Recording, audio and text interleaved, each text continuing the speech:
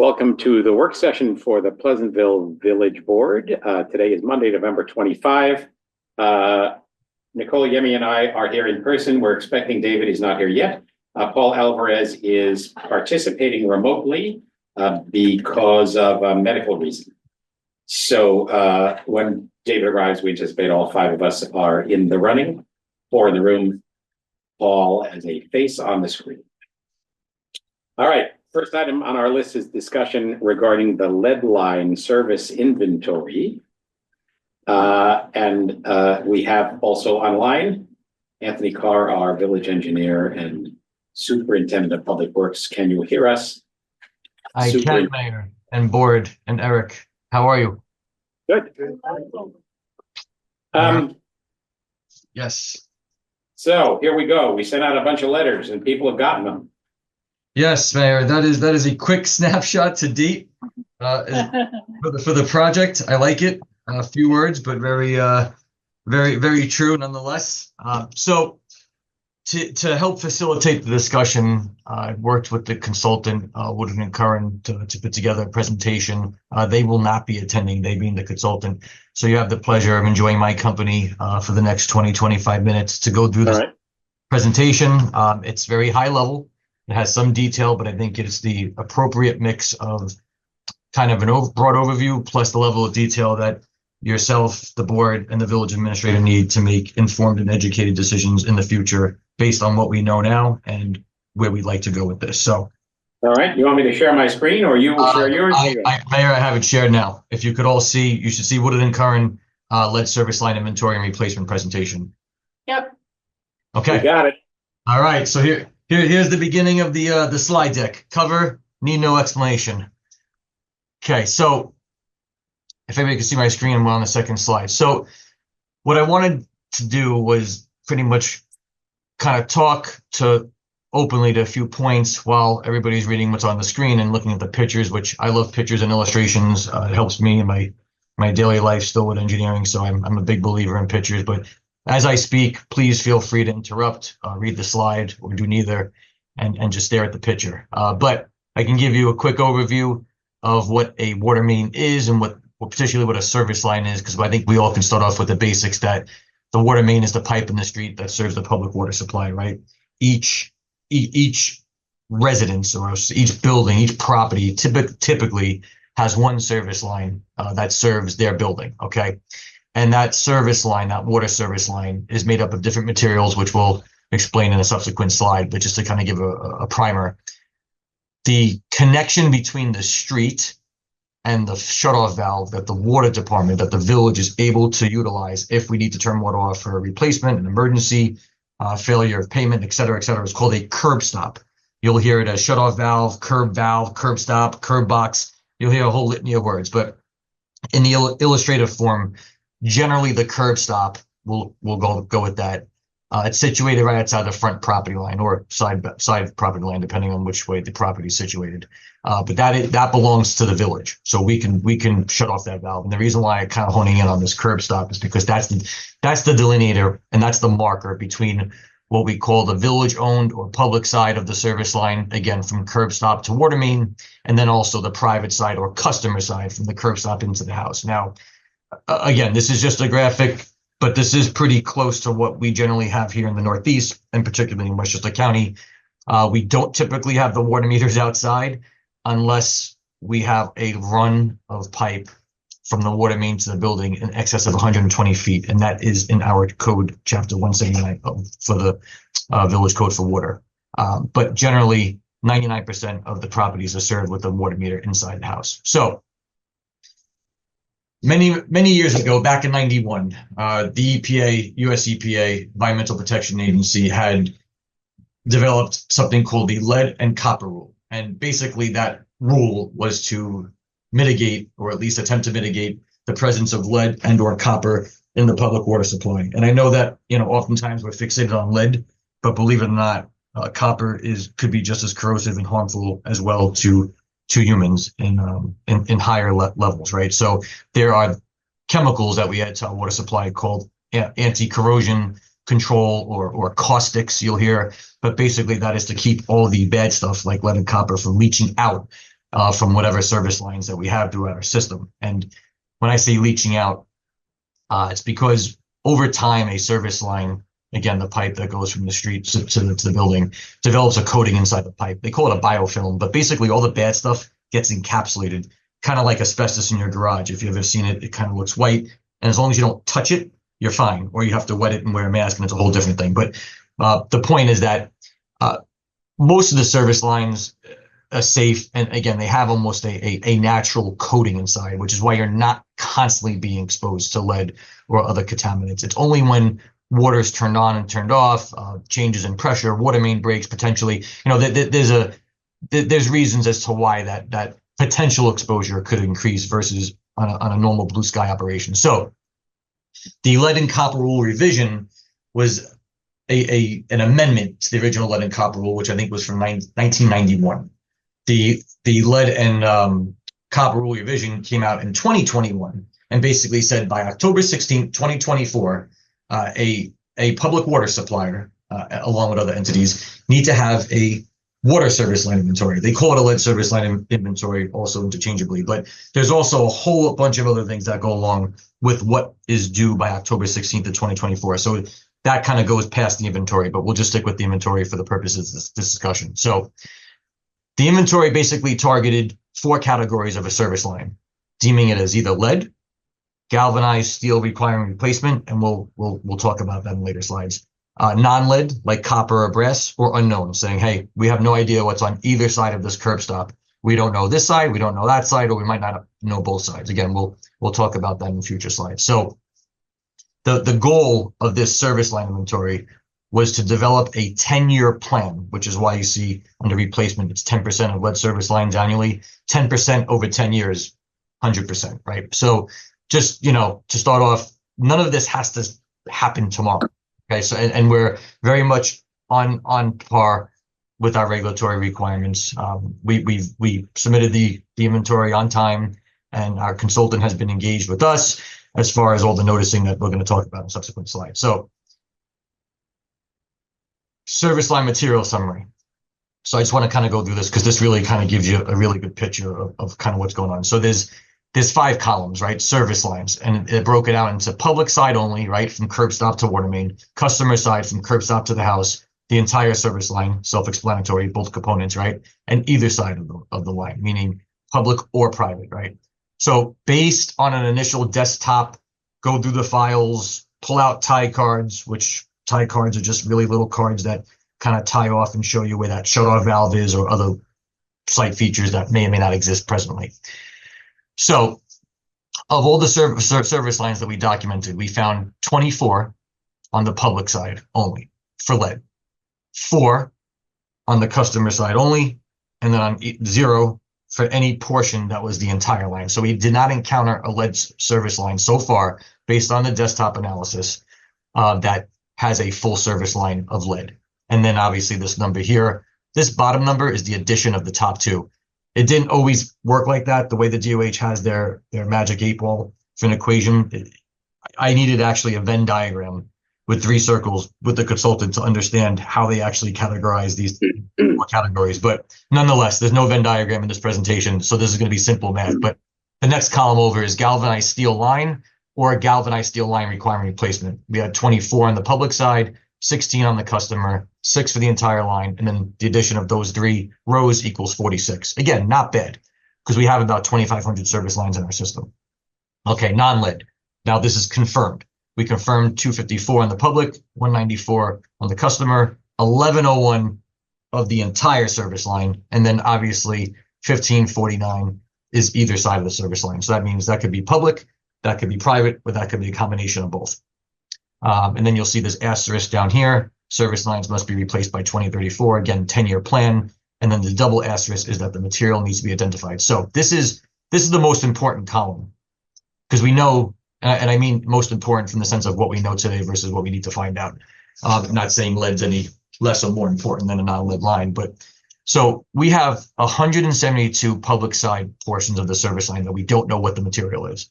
244 entire service line 1971, and any combination thereof. We have 1,387 service lines where both or one side of the service line might not be known. The reason why that's important is because if we can't find out what it is and we can't prove that it was never lead, then we have to treat it like it's lead. So it's very important. The whole goal that you'll see as we go through the next few slides is that we need to get that 1387 down, ideally to 0. And there's a whole litany of techniques and methods and what have you that we're going to start employing, that we actually just started employing today. And Anthony, Yes, ma'am. none of the copper doesn't come into this. Are any of the service lines copper in part? Yes, not non-lead. We have not non-lead Yeah. lines here. Okay, and Yeah. is copper, Correct. further to Not- what you said earlier, yes, copper is not something that needs to be replaced? copper is not something that needs to be replaced. Neither is plastic. So the Toll Brothers, when they did that subdivision, I believe by Dennis and Shailene, 2015, 2016-ish, I know a lot of those lines, service lines, and even the mains were plastic. The village allows them to use plastic, and plastic's not bad. It's actually very workable, a bit cheaper, and lasts just as long as copper. But yeah, non-lead would be brass, it Okay, would be copper, and it'd be plastic.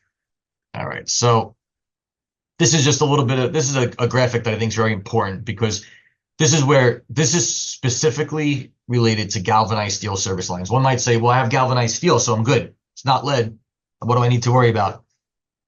The problem is, based on records, based on what we know and don't know, again, you have to prove that there was never any lead upstream of your galvanized steel line. And when I say upstream, only for each service line that serves each property, not to your neighbor to the left and to the right. So just focus solely on one line that's connected from the street to the building, right?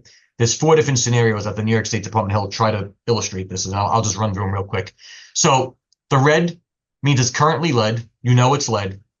The blue is galvanized steel in all these illustrations, right? And the reason why galvanized steel is dangerous to have behind lead or downstream of lead or whatever side of the lead is because galvanized steel, it's porous, and it actually, the properties of the metal are such that it could soak up almost, just kind of water it down. It could soak up the lead.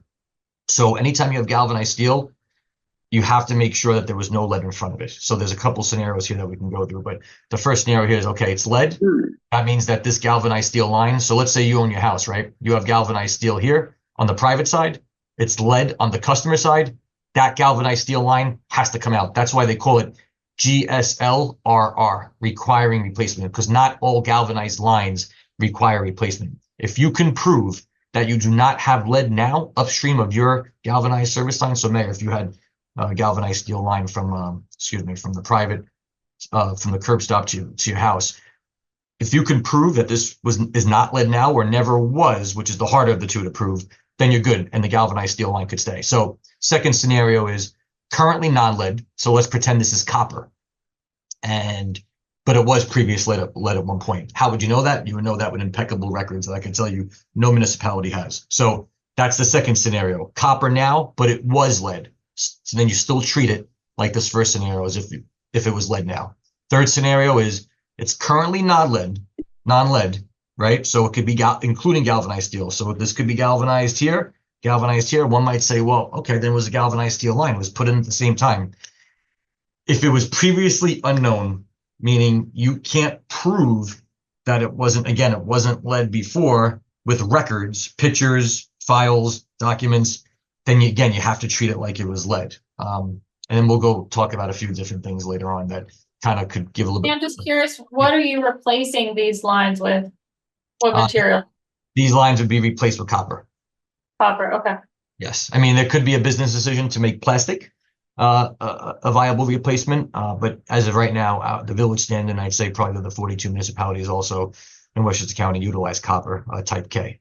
And then the fourth scenario is currently unknown. You don't know what it is, and you have steel near the line. You might as well then just treat it like lead. So basically, the only time you can keep a galvanized steel line on the private side, on the downstream side, on the private portion, is if you can prove without a shadow of a doubt through various methods and documentation that this was at one point not lead. I know and this is kind of the disclaimer at the bottom. Galvanized steel lines must be replaced, and you can prove it was never downstream of a lead service line. And again, we'll talk about things that can kind of help with alleviate some of the. This took a while to digest because it almost sounds like it doesn't matter, right? it almost sounds like you have to replace galvanized steel. You don't, as long as you can prove that it was never lead at one time or currently isn't. But is it how, or I guess you're gonna show us how to prove that, but would it be hard Yes. for like a homeowner to prove that? Absolutely. Yep. We'll cover that in the next few slides, but it's still, yeah, it's almost like you can't prove it, but they do accept different methodology that, when I say they, the New York State Department of Health and EPA. So this is kind of a step, material identification steps of the service line. The gray step is what's been completed. The blue is to come. So review records, right? Tie cards, just mentioned that before. They're literally little index cards that show distances of where your shutoff valve was next to the old maple tree that's probably not there anymore, with the old utility pole that's not there anymore. So that's why the tie card sometimes can't really help as much as it could have back in the day. As-built drawing, right? As-built just means any improvements capitalized that was constructed, and as-built means as it was built, as it was constructed, and then databases. Woodard and Curran feverishly went through every piece of paper we have down here in DPW. So they built a good database and a pretty accurate inventory, and now we're going back and scrubbing it and filtering it still, even without the next three steps that you see on the right. So the next step is the visual inspection of service lines. A representative from Woodard and Curran, the consultant, is going to come in and perform likely a scratch test or a magnet test where they're going to look at, so just to go back, visual inspection of service lines.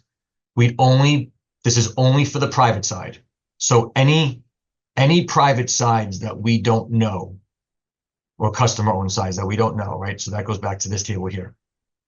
Of these 244, as long as the service line is unknown on the private side, Woodard and Curran's going to go in there and visually inspect it. So they're going to do either a magnet test, because depending on whether it's lead, copper, or steel, it's going to have different properties, but more the scratch test. I even did it in my own house for Westchester Joint Waterworks.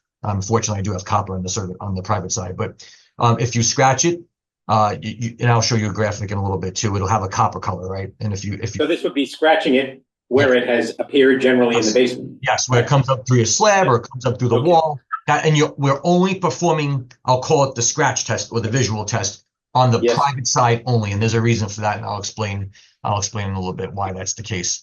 So that's going to be the visual inspection. That started today. Woodard and Curran is actually handing out door knockers to only those that require a visual inspection, and that applies only to the private sides that are unknown.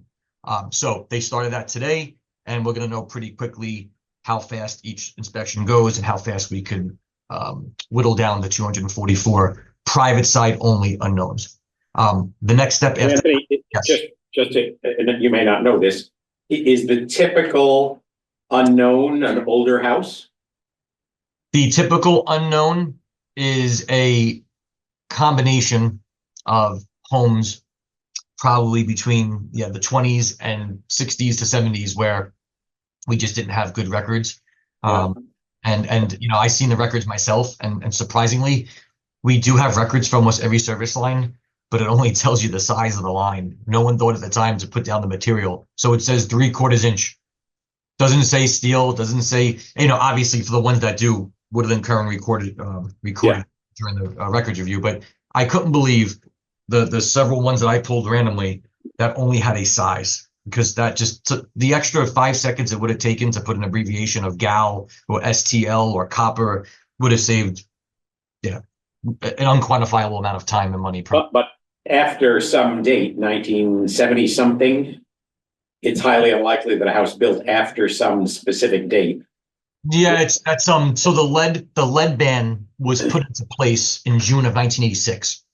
So it was technically outlawed. Now I know some municipalities did that before, Right.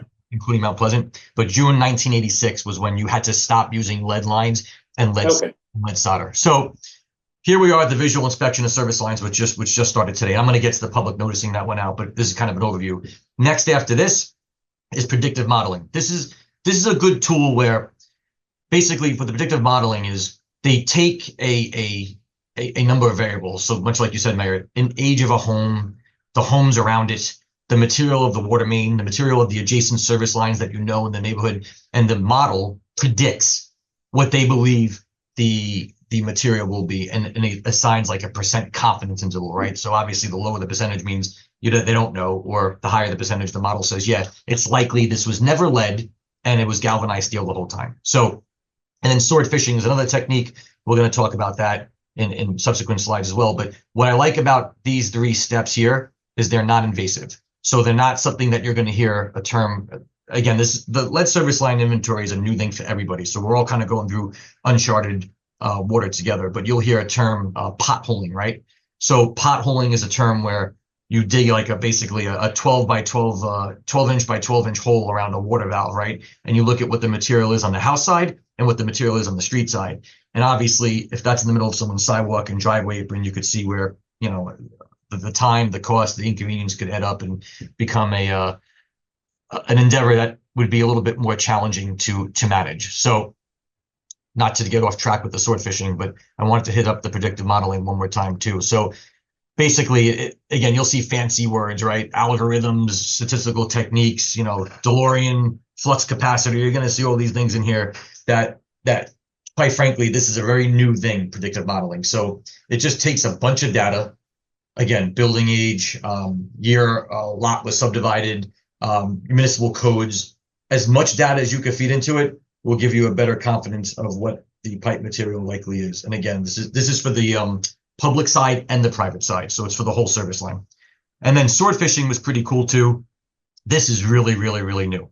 And again, this is not approved yet from the New York State DOH as an acceptable method, but it will be soon because the DOH and EPA, state DOH, and United States EPA also recognize that it would be cost prohibitive, aside from a whole slew of other issues, to go and dig up at the street and at someone's driveway by the curb stop, have to restore everything, which could become costly. And then the downside to that is you might only be looking at a snapshot of what actually exists. So if you dig down to the curb valve, right, you might see copper on one side and galvanized steel on the other. It doesn't mean that the pipes don't transition to different materials on either side, which is very typical. I've seen it, and so is the water department a lot more than me. So key benefit, no potholing, no digging, no disturbance. So what this basically does, it almost takes like a snake, right? If anybody's ever snaked a pipe before, but it basically takes a snake that has sensors on it, and they call it a flexible rod, and known as a sword, right? So it goes in the service line. So you remove the water meter from the private side. You put this really, really, really small flexible rod or sword or snake, if you want to call it that has sensors on the outside that can detect a certain metal. And what do? They use different like electrical resistance, right? So lead has one resistance value, copper has a different resistance value, galvanized steel has another resistance value, right? And plastic would have nothing. So lead, copper, plastic. And what it does is you have to remove the meter and then go all the way to the curb stop. And then you can go probably a little bit beyond that too. You probably have to stop at the curb stop. Maybe you can go a little bit further than that. But the problem is, when you take off the water meter, if you don't turn the water valve off out in the street or in the sidewalk, right, everything's going to squirt, right? And then you can't shut off meter. You can't use the shut off valve in the house because then you can't get the swordfish in, right? So again, there's going to be nuances to it, which is why the water department will be present for each and every single house that we swordfish. And and would the actual sword fishing be done by the consultant or by our people? The actual sword fishing would be done by the consultant's subcontractor who specializes in this. The good part is that we can remove the meter ourselves. So we have control over it, which is nice. But the last thing I want to do is have a plumber that will team up with the swordfish company, and maybe they have their own house plumbers. Maybe it would be a sub to the sub, but there will be a cost savings if we remove the meter. And what we also kind of proactively were thinking about were this would be a great opportunity to upgrade anybody with an old water meter to the newer standardized water meters that we have that are ultrasonic readers, basically meaning that they capture lower flows better. And as you know, water is a revenue source, and the water meter belongs to us up to 2 inches. So we could actually make this a water meter upgrade and service line inventory initiative. So I think that's a great idea. John and I were talking about it, John Lynch, the water foreman. And again, I rather, if something goes wrong, because it will, with at least, at some point in these houses, I don't want the resident to feel that they have to call the subcontractor or the consultant who's going to say, well, the vendor did it. If something leaks or doesn't work right afterwards, I feel better knowing that it's our problem that we caused and it's our problem to fix. So that's why, and obviously there'll be a cost savings to the village not having to hire a plumber to work alongside the swordfisher, which might be one and the same company, may not be. But this is the overview basically of the swordfish. It's a long snake with sensors on it, basically. Okay.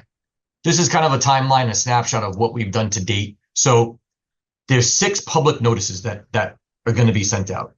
The general notice that went out on November 4th. That was not a required notice. That was not federally mandated. So again, the overarching regulatory agency is the US EPA. They delegated this down to the New York State Health Department, which is the entity we had to submit our inventory to. And the county health department really doesn't have much of a, not going to say a say, but they're not as heavily involved as the other 2 agencies are in this. So the general notice was kind of, hey, this is what we're doing. This is why we have to do it. Just kind of a little bit of a general overview of what a service line is. It was high level, kind of a primer. We didn't have to do that, but we thought it was a good idea to send that out.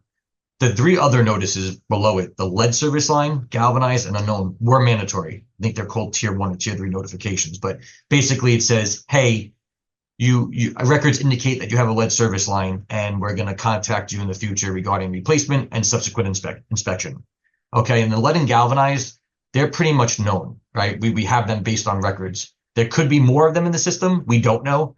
That's why it's really important that we have to hunker down and figure out, of the unknowns, what's lead, what's non-lead, and what's galvanized steel. So that's our magic number here. That's our culprit, and our target is the unknown. So that also, there was a letter sent out for that as well too. So starting today, we're on this step now. Door hangers were being distributed, but as Woodard & Curran, a girl named Mariana, a very good engineer, has a lot of water experience and has municipal experience as well. So not her first time doing this in the water world in a municipality, but they just started today. And while they're actually giving the door knockers out, they're actually knocking on the doors. They're not just leaving a message saying, which are already pre-printed, by the way, of who to contact, what number, name. It's all self-explanatory. And again, you only get this if you're receiving a private side inspection, which would only require a visual. So that's the only customers getting a door knocker, and that started today. And then sword fishing notice, that's going to go to the remainder of the service lines, whether it's public, private, or both. That's going to go out in the winter of 2025. But So if the scratch test inside the house determines it's not lead, does that end the issue for that property? yes, and I will if it's only private side. So Yes. let me just let me just go to the website real quick here. I'll share my screen one more time, and then I'll jump back to the presentation. Just wanted to show you a little bit of a background. So this is the Public Works website. Please feel free to peruse it. I try to update this regularly, and it has the date that I last updated stuff. So it gives you an overview, but what's really, really important here is the next step. So I try to make it as it's a complicated subject. I put pictures in there. People could self-report if you like as well too, but there's a contact in there. You don't really have to do anything if you receive an unknown service line letter. Woodard & Curran will contact you. But if you want to be proactive, you can do your own self-assessment. So there's a link here that kind of shows the different testing that you can do. So I actually got this from Western Joint Waterworks, and I thought this was good, so we include this on the website. So again, the scratch test, you'll see if you scrape a lead line, you'll get a bright silver. Always. This is not like well, it might look gray, but it looks kind of green. It'll be shiny when you scratch it with a flathead screwdriver or a Phillips, but you could use a flathead. Copper will look copper-like. It'll get shiny. So this is exactly, and I'll show you a picture of mine before we get off the presentation, but it'll look somewhat like this if it's copper. And then galvanized steel, it'll look like a dull gray. So you want to see dull gray, or you want to see a copper color, and you can report it yourself. There's also magnet and tapping tests too. The scratch test is probably the easiest and the highest confidence that you could figure out what it is. And then from there, you can go on the GIS website here, and you could just put down first name, last name, email address, phone number, street address. You might not know this. You could upload a photo of your service line, and you could select what you want. Woodard & Curran did it for us. They also did it for Westchester Joint Waterworks. I self-reported mine. But again, not everybody wants to do this, and they don't have to, and they're not comfortable doing it. Totally understand. But if you do, then you don't need the Correct. visit. Then by you the- need yeah. a door knocker. Correct. If you get a door knocker, Understood. I don't want anybody coming to my house. I don't trust anybody, and I'm going to do it online. But please encourage people to go here. This is a good website, and I try to make it as simple as possible. But just going back to the presentation. Okay. Okay. So this is where we are with the public notices. And I believe next year in June, we have to submit a certification saying that we sent these 3 notices out. So it's done. It's documented. The consultant has the records from the mailer. We had Woodard and Curran hire a mailing company to take care of all this because it was just, I was trying to truthfully pick and choose how much we wanted to get involved. And with having 3 people in the water department and 1 admin, I had to be strategic because when we first sent the letters out, in hindsight, I'm sure you all received letters. It said contact me with our phone number, and that didn't last. That didn't last too long, and not because I minded getting the phone calls, but it was a bit of a shock to the system, to the staff, understandably so. And Yes. even when we went through the script, a lot of residents were asking good questions, but they were very difficult, and there was really no script for this. So it was a bit unanticipated. So in hindsight, it probably should have been that gentleman, Tyler, and it should have been Woodard and Curran. But again, we're all going through this for the first time together, all the municipalities. So we course corrected, and basically Woodard and Curran now gets all the messages forwarded to them. Their names on the website. The script here is to contact Tyler Levitz. We give the phone number, we give the email, we give everything else. And then any subsequent notices will also have Woodard and Curran. So it was a good try. Considering maybe I thought it was smaller, but I said, you know what, where could we save the village money, and what's the most important part of this exercise? And I honestly think that having the water department present to drop the water meter, to remove the water meter, and upgrade the water meters and just be there in case something happens, because it will, I think that's the best value, especially since we have limited staff. And obviously there'll be a cost savings. Okay, upcoming actions, material identification, again for the service line, right? October 16th. Inventories into the health department. All good. I have the delivery receipt on the email. We're good to go there. November 2024, we hit that wicket as well. Public notices for lead, galvanized, and unknown out. We're good. Fall 2024, begin inspections for private side only. That started today. So we're tracking on that. Early winter 2024, Woodard and Curran is looking to hire a sub-consultant to them who specializes in this sorcery and wizardry of engineering, of predictive modeling. So they're going to have a consultant do that for them. And then in late winter 2025, we are going to start our sword fishing and work to identify all the remaining unknowns. And if we have to pothole a little bit, that is the absolute last resort for a lot of reasons. And we hopefully have to pothole 0 or a very, very small percentage of our water system. So let me just go back here. Okay. Cost estimates, right? I'm sure we all want to know how much this is going to cost, because this isn't free. And we all know that the regulatory agencies are very good at saying you have to do this, this, and that, but there's really not any funding, especially for the communities with higher median incomes and who are very good and saved their shekels over the last few decades. So cost estimates, if you look in this little funnel here, inspections are valued at about $50,000. Not too worried about that, because we actually have money in our current $205,000 proposal to do potholing, which was well over $100,000. So what I did was I just reallocated the money that would go towards the potholing towards the actual field inspections, where Woodard and Curran is going to schedule, coordinate, record, and assist with all inspections, visual and also the sword fishing. So they'll be with us for the sword fishing as well. So that was a no cost change order. The predictive modeling, that's about $60,000. Again, we have 1,387 unknowns, and that's a combination of public side, private side, and or the entire line. 1,387 unknowns, entities, segments, if you want to call it that. And then the sword fishing, you know, this is a high level number, but basically it's you could take the plumber out of it. But sword fishing is $833 per service line. It doesn't say that there, but it's per service line times 20%.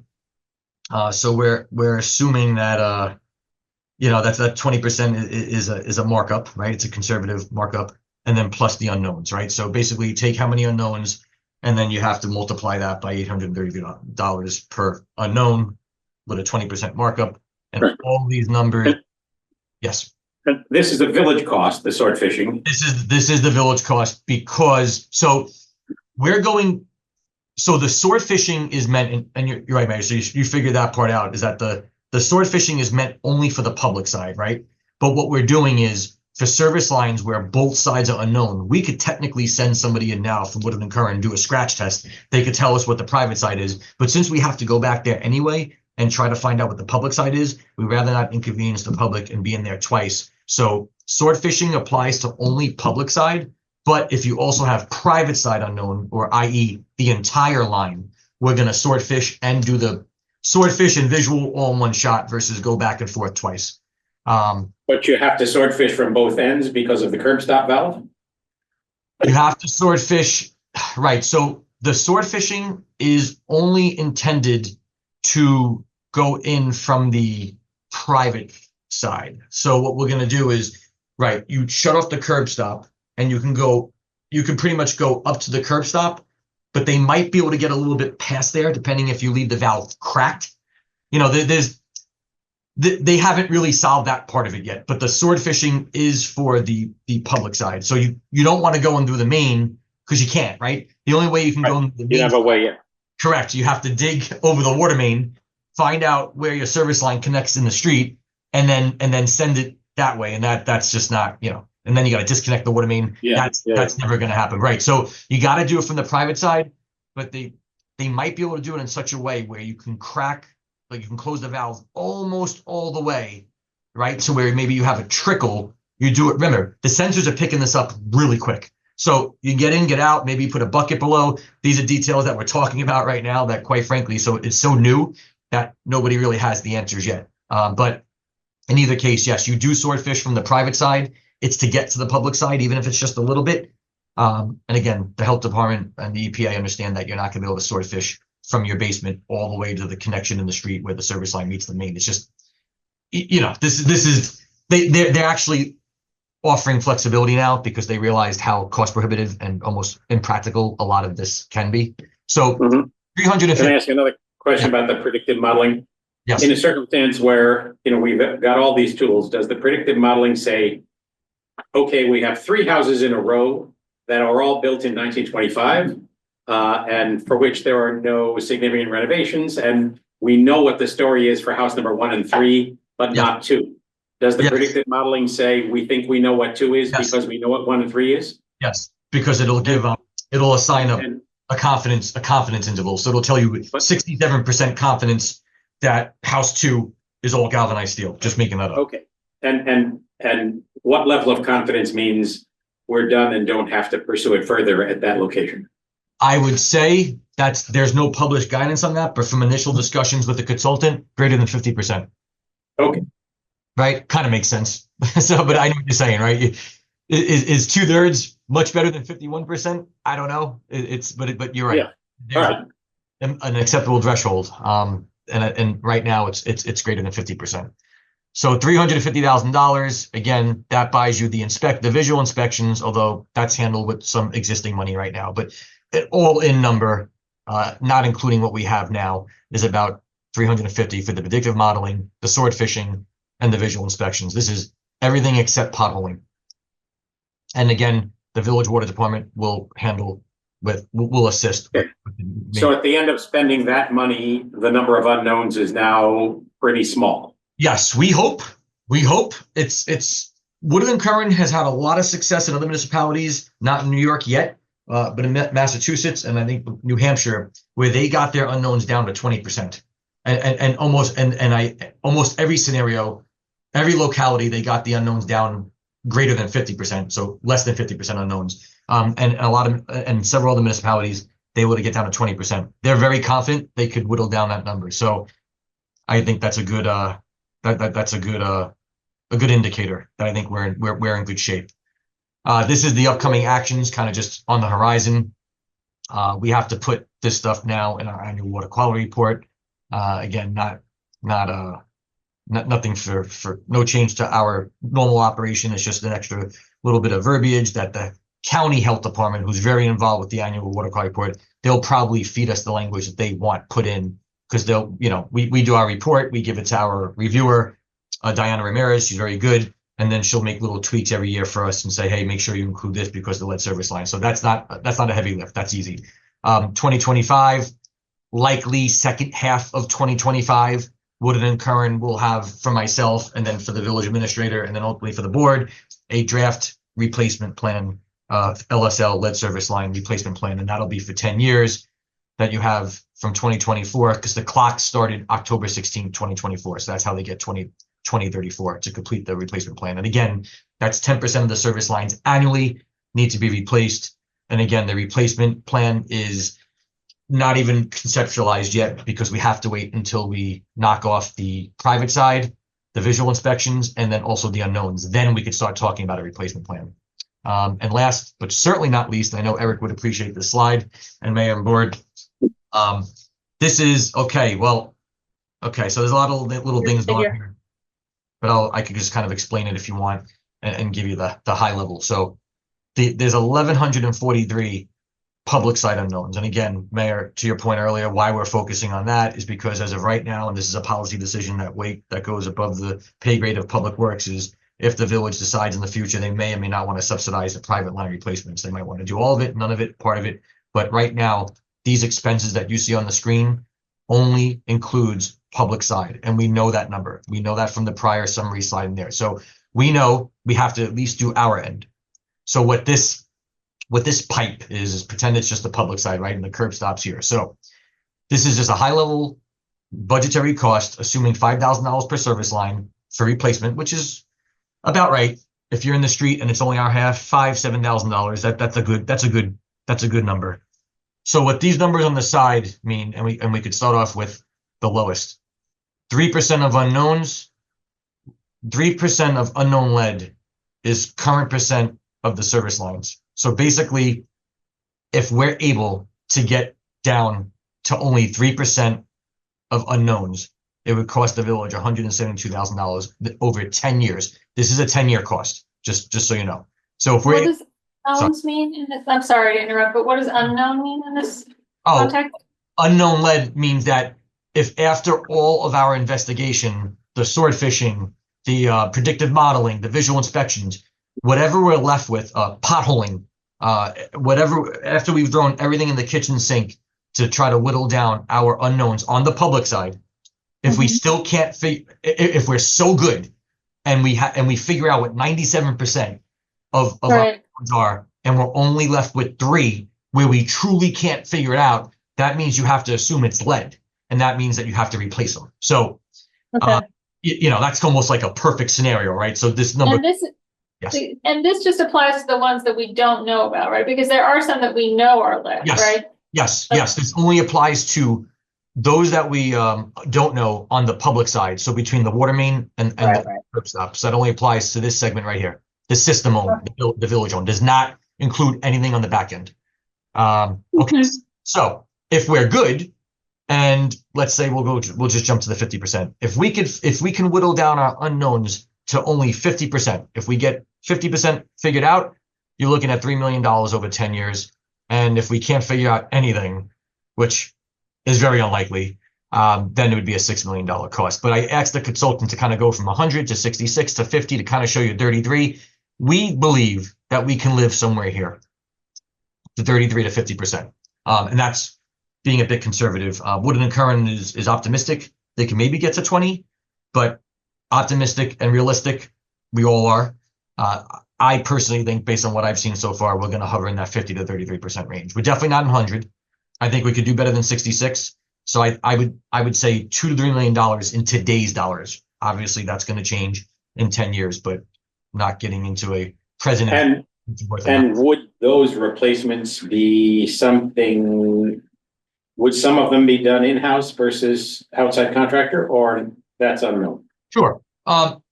So it would be good. So that's going to tie into, I know we're working on the water system audit and the replacement plan, right? But we have the storage tank project, and Eric knows we're trying to start a water main and valve replacement schedule, which isn't supposed to start until, I believe, 28-29 after we pay off the storage tanks, which is what our financial advisor analysis did for Woodland and Curran, their subconsultant Ralph Tellis. But basically what we'd like to do is find out the areas that need a water main replacement and have lead service lines, right? So you could almost do a really bang for the buck and get your cost benefit, where if you have lines that are undersized, let's say 4 or 6 inch water mains in the street, high break history, a combination of both low fire flow, which is actually the most important thing, which we know. We could start there, and if those hotspots line up with the service lines that need to get replaced, then technically you can start doing water main improvements, which we need to do anyway at some point, and replace those service lines in the street. And I would say on any given street, 500 feet long, you probably have about 20 service lines, 10 houses each side. Could change. I know it's, could be 30, could be 15, depending on the parcel, but just use 20 as a baseline. So, I mean, you figure if you replaced, a section of water main every year on one street, and they had about 20 houses on average, over 3 years, 4 years, 5 years, I mean, you're looking at 60, 60, 90. I mean, you could start really making a big dent into the unknown. So, basically, we're not going to have 1,143 when we're done with this. We're not, right? So the question is, Right. What's that number going to be? I, again, just my experience here and elsewhere, I think you're looking at 50% to 33. But Woodland Current thinks that they might be able to get down to 20. So maybe we're between 20 and 33%. And that Right. would be too. So over 10 years, it's not such a horrifying number. The more horrifying number is the numbers we had already looked at about correct. replacement of the mains themselves. So let me just ask one other question, and then this has been very helpful, and I thank you for this. And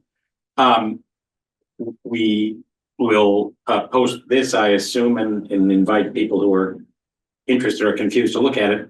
Obviously, we can make no guarantees to anybody, but big picture, it's fair to say that the average homeowner who has an unidentified, an unknown situation does not need to feel like this is a red alert alarm for the reasons already described, right? Correct. Old mains have a biofilm. They're not likely leaching lead, even if they are lead. The issue Correct. is more when work is done. Correct. We have in our annual water quality report, which is printed, which is on the DPW webpage, we have no exceedances of lead, no exceedances of copper. We actually are so good that we are on what's called a reduced monitoring plan. So what that basically means is back years ago, the village had X sites to monitor. I think it was 40, and same thing with White Plains. And if you're good and your threshold stays real low, then you can monitor less sites less frequently. So instead of doing 40 sites every year, you can do 20 sites every 3 years, right? So we are on reduced monitoring. We are on the best tier possible, almost like if you want to call it like a credit rating, right? So we are very good as far as when it comes to the reduced monitoring. The biofilm in the pipes, correct. Copper is just as much of a concern as lead, even though the EPA decided to focus on lead, but we're actually trying to treat both things in these when we add the chemicals that we do in the water. So I don't want to get too focused on lead, but yes, Mayor, you are correct. Anybody who has a service line that, of X amount of years of age, I don't want to put a number on it, but anybody has a service line that's not copper, lead, or galvanized steel is not in any immediate danger, because believe it or not, the fixtures that people buy for your sink and the aerators, which are the little screens that go underneath your faucets to prevent debris from falling out and going into your sewer line and creating clogs over time.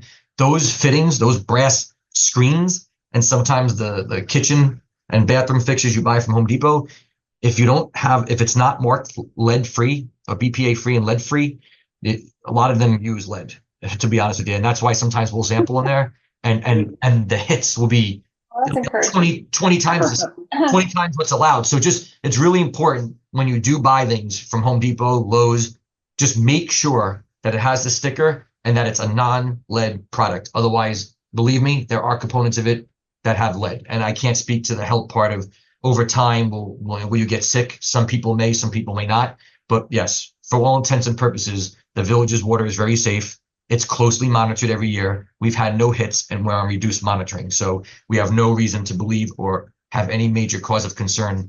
And residents should also know too that this is a 10-year endeavor. So no one's going to get a notice of violation in 5 months and try to scramble to find money that we all likely don't have, or that we probably allocated towards something else, but instead have to pay for the service line. So there'll be plenty of notice, and believe me, we will work to get those unknowns down to zero. That is the goal. So, Anthony, I just have one last question, which is that if copper is a problem too, why copper pipes?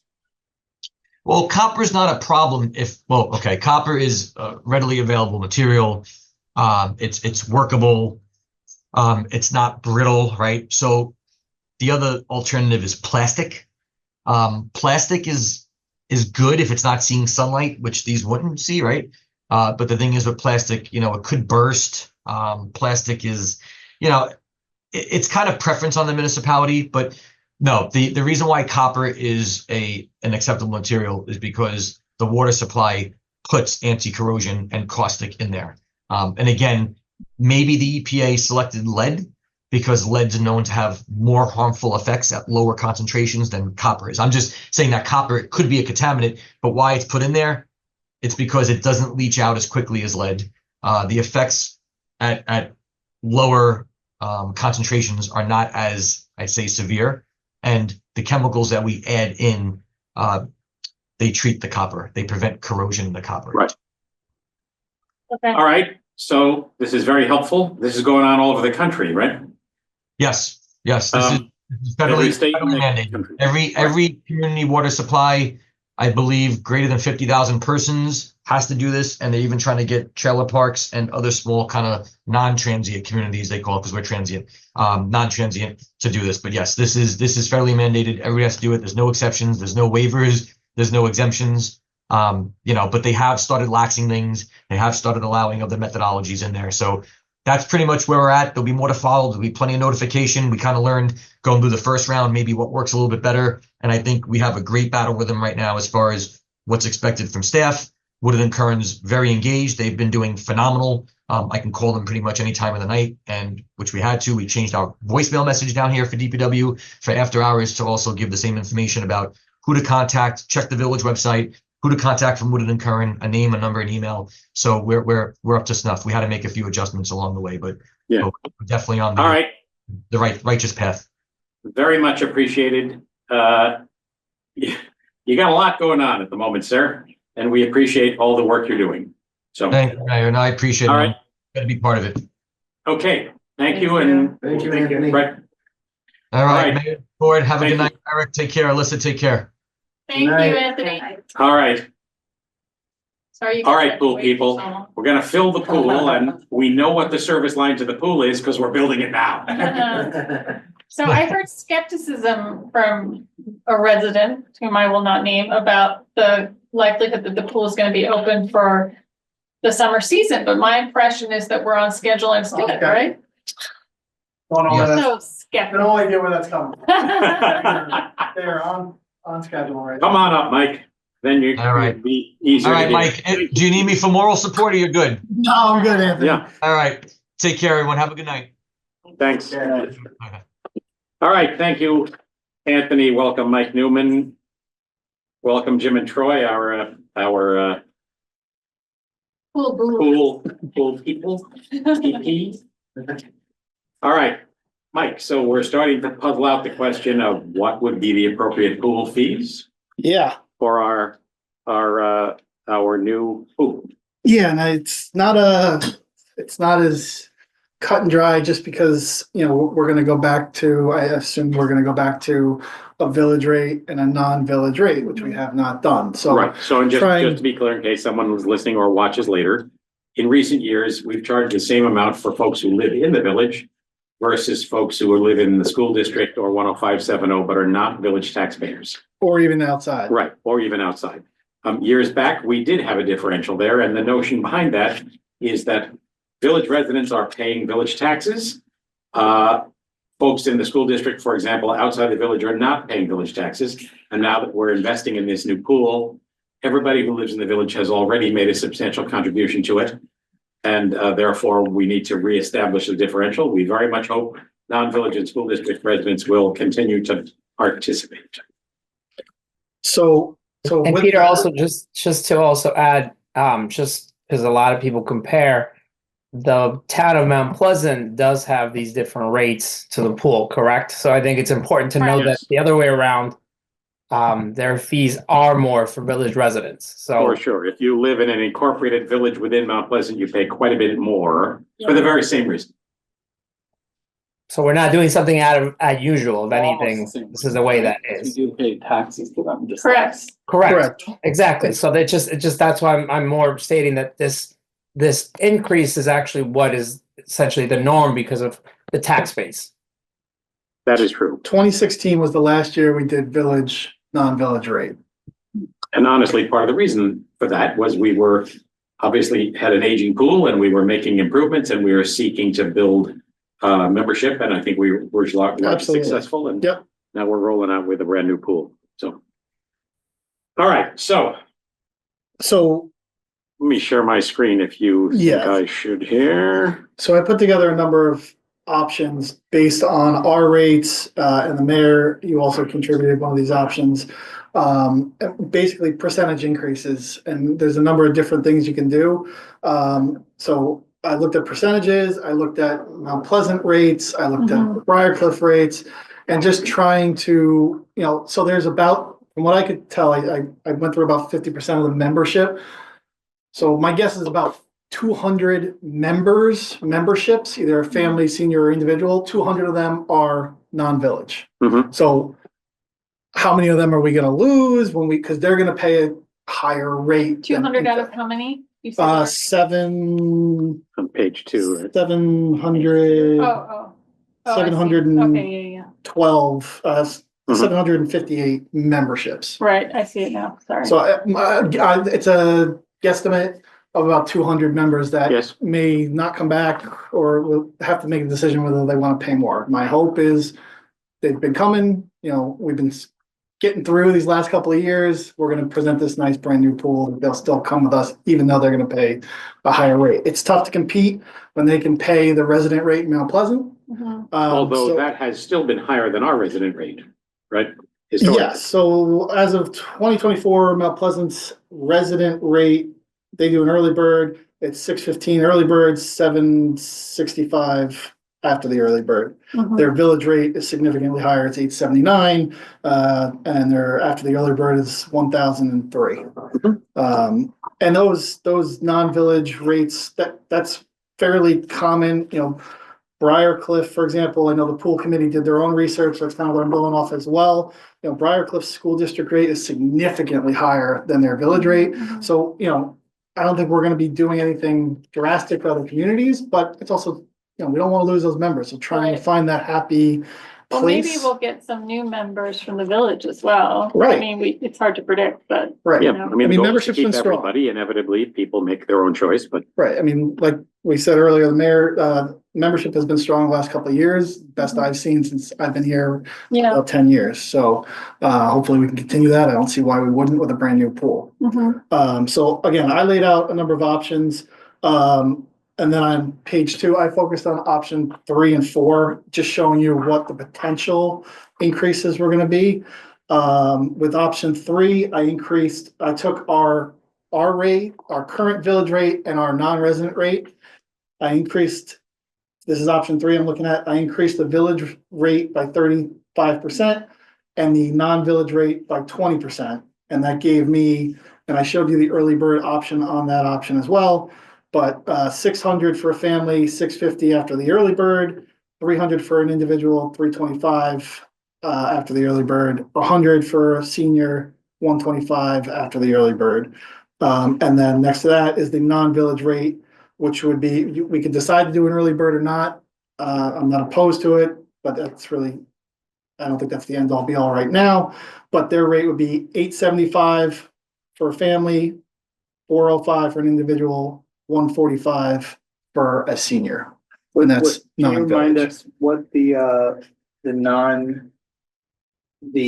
Current rate? incorporated village rate is for family for the Mount Pleasant pool for this? Mount Pleasant pool, 2024 pool fees. 1003, didn't you say? Yes. For a village resident to go to their pool Yeah. is 1,003. Gee. I'm sorry, 1,103. Wow. Okay. So we're, We're below that, but that's not what there are people that are school district that would get the resident rate at Mount Pleasant. of So course, it's tough. I try not to No, but go what too I- high on them Yeah. because we don't want to try to keep them, what's but we their also just resident- can't compete with that. what's in my their opinion. resident rate? Their resident rate after the early bird is 765.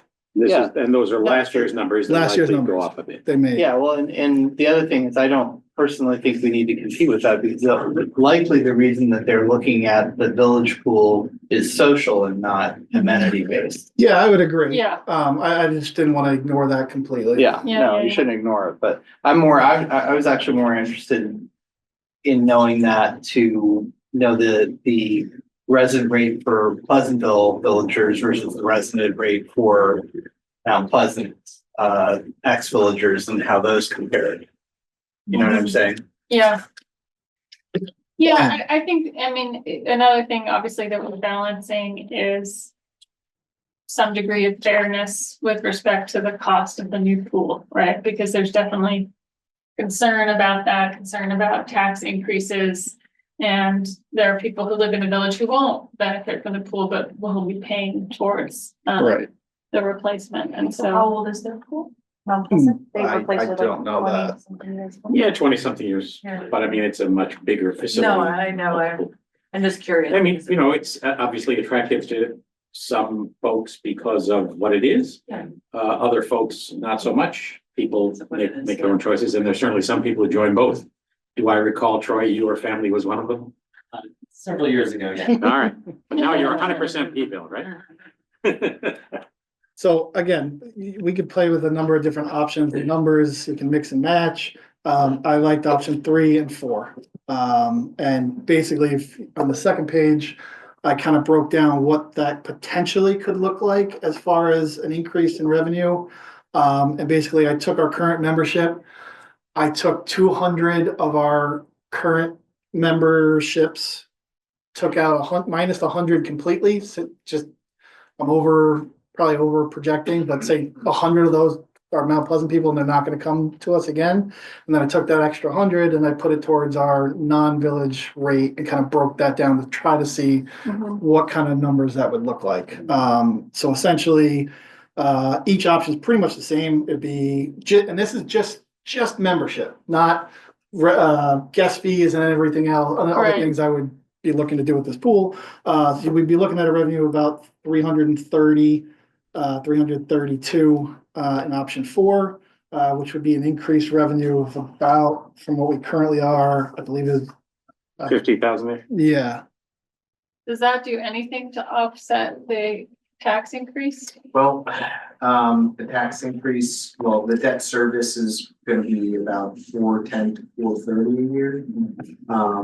So, I mean, it's a good proportion of that. Yeah, I mean, anything helps, Right. you know?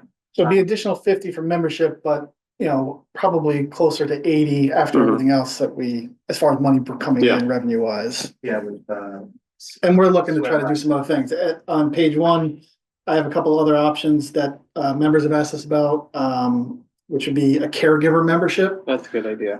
which would basically be set up. You have to have a membership, either a family or an individual membership, Mhm. and then you could pay for your caregiver. Someone with Have a nanny Cheaper or- membership, but they right. have to go with the member or the member's kid. And I say the member's kid because they only have a child that's under 2. We don't give membership tags. So Mhm. we would just, obviously, they're with a kid, we're gonna. That's a Should good it be idea. like tiered, like less expensive for babysitters, more expensive for au pairs, and way more expensive for nannies? I like, East European nannies, real Couldn't that premium. also be like, I guess, grandparents? or- Right, grandparents, I was gonna say, because I think a lot, like, for example, my kids, my parents are their caretakers when we're not around, so Right. would Yeah, there I be would have no- something like for I them have no- kind of thing? I'd have no problem with that. The only thing I would like it to be is it's specific to one person. I want them to come in, Mhm. take a picture, have a membership. Yeah. It's a cheap rate, but I don't want Yeah. it being passed around because then I I can't agree, I track it. Perfect, no, agreed. that's more of a Completely. guest fee. It could kind be a of thing. grandparent, whoever they consider their caregiver, that's fine. I'm not looking Right. to Kind of like the prove, senior rates, a little slightly. right, because I'm gonna require them to be with somebody. Jim and That's great. Troy, you have thoughts on all of this?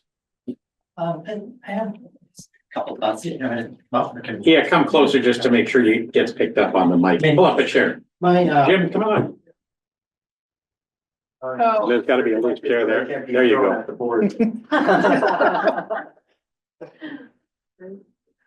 Safety first. I mean, Like to I say think that the, that's a concern. looking at the village rates, I think those are right in line, like Mike was saying with the other local village pools.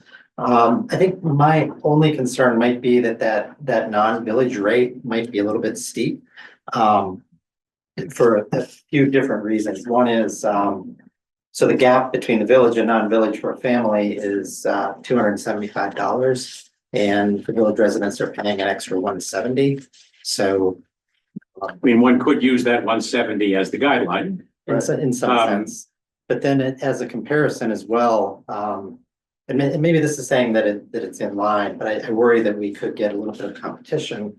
Just because the non-village rate being $875, Westwood's rate is $880, so That was last year. that was last We year. don't know what they're gonna do this year, obviously, but Yeah, correct. And then that same family could go to Mount Pleasant for $615, so that's right. an extra $250, so Right. I thought that was worry kinda that those low. might be. but- That, only that $875 might be a little bit. Yeah, of course, we don't know what Mount Pleasant's gonna do this year, but presumably there'll be increases. Right, and Um, I looked at that number, trying to be closer to that, but I don't think we can compete with the non-resident, non-village resident that can go to Mount Pleasant. It's really gonna be their preference and try to stay close to Right. that number. Well, so that said, I mean, what were you gonna say? Oh, Ian? I was gonna say, I felt that it was, they were lower numbers than they should have. If you look at Briarcliff is crazy Well, high. that's why I was like, I think that there's more leverage to go with more of an option 5, because you're already talking. The village residents paying at Mount Pleasant, right, are gonna pay around 1,000, is that what we said? So, Village, well, yes, but that's not the one we're worried about. I know, but I just mean But like when yes. people say like, oh, well, Mount Pleasant is our closest kind of district, or where people might go. Some people do, they age out, Mount Pleasant will now it's a nicer pool. I think people are very excited about it. I think this would be the year we would set the standard, if anything. If rates don't go, I mean, if people don't come, then of course we could go down, but if we start lower, then keep going up, I don't know, I feel like.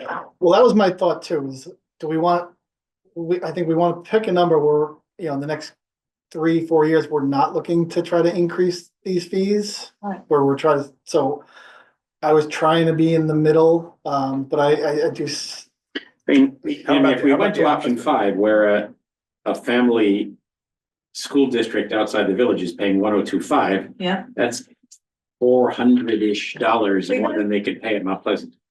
well, yeah, I just mean like in a big broader sense, right? So if you are looking for a swim membership in this district, right, like outside of the summer months, Club Fit's about 300 something. And again, those amenities are huge, but I'm saying a 300 family, a month. 300 plus a month, right, for a family. I Right. think and again, those are different amenities, but I just mean, if you're looking to swim and have a good time, like each month, you're allocating around that general amount. That's for their amenities also haven't been updated in a while. So I just mean to say, on a bigger yearly sense, people are looking to swim and it's a per month basis. That price per month, what did we say, was like, what is that, 1,225, it was like 3 something and change a month. Yeah, I In mean, the it's kind summer, of a 2.5-month season, right? yeah, 2.5, right? So, I mean, as someone already said, a lot of the decision, I think, is social, certainly for families. Absolutely. Kids who go to school together want to go to the pool together. Yeah. It's affecting about 200. And I can say, we certainly have had the experience, and no doubt every pool has it, where some kind of influencer family decides to go to X location, and other families go with them, even that wasn't their original plan, because the kids are all following. I know that is the example of Ocanico and the choice they make of where to go to high school, right? One year, Briarcliff gets them all, they travel in packs. Then another year, Pleasantville gets a lot of them, so I believe we got every single boy this year. Yeah. we did. Just boys? I'm not sure about We the got some girls. I girls just too, I think, but personally yeah. know Yeah. the Big boys, yeah. different places. Wow, what do we make of that? That's a whole different story. There's a separate work session with the school. But I think based on the conversation around when this pool was being approved, right? Like when we were having this whole discussion, I mean, even in my own experience, I was like, those are big numbers. And we've talked about this so many times over, but it went through. And I don't even think I heard a no from anyone, I asked so many people, and was doing my own sort of reconnaissance, people were happy to pay it, like, that was the general consensus, so I feel that it's almost more appropriate if people want that facility, this is, also it helps offsets other, every bit helps, as Eric was sort of helping. Well, You're saying. it would be nice to know the price elasticity curve, right? So, which is the unknown thing. Okay. I suspect. You'll know next year. Yeah, we'll know 1 point, right? Whichever. one. Maybe meet somewhere in the middle between the 1,000 and the 800. Yeah, what I was gonna suggest is that I think we wanna be under $1,000 because that seems like a psychological barrier and there are a lot of those step barriers, so. You know, I think you probably have some room above where you are for that, but. On the village side as well, Here, do you think?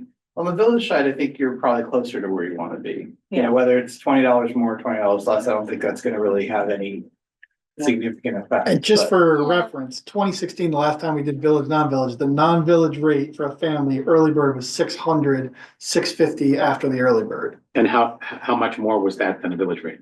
200, So is it a differential So of it's two hundred? 50%. 200 more, it was 400, 450 for village family. Right. So, but with that represented a 50% increase over the base, right? So if Yes. it's 400, Yes. that was 50, so 50% increase over our new base would be 9 something, right? Right. I like 875. It feels a little scary to me. 9 kind of was, Hmm? where you were saying 1,000, or you were saying 1,000 is scary. I was, I would say 9 was kind of scaring 875, me. That's where I stayed. That's where I was So, trying to stay under that. recognize. What were you gonna say, Troy? Oh, I was just gonna say, my concern is that folks, even, you know, non-village folks have been paying, it was 440 this year. Is that right, Mike? The non-village, oops, What they're paying? That's true. a non-village family is paying 730. That's, but that's not, yes, you're right, yes. The school district person was paying 480, yes. Right, but Because they that's all, not, everyone paid the same. that's not non-village though, that's. Right. 899. I mean, the core of this group, we're trying to hold on to and indeed expand.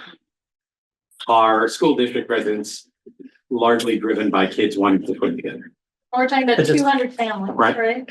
Give or take, we got through about 200 of them, Are those 50% of the all, are membership. those all school district families? The 200, Yeah.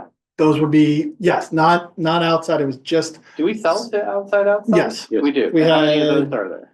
we had.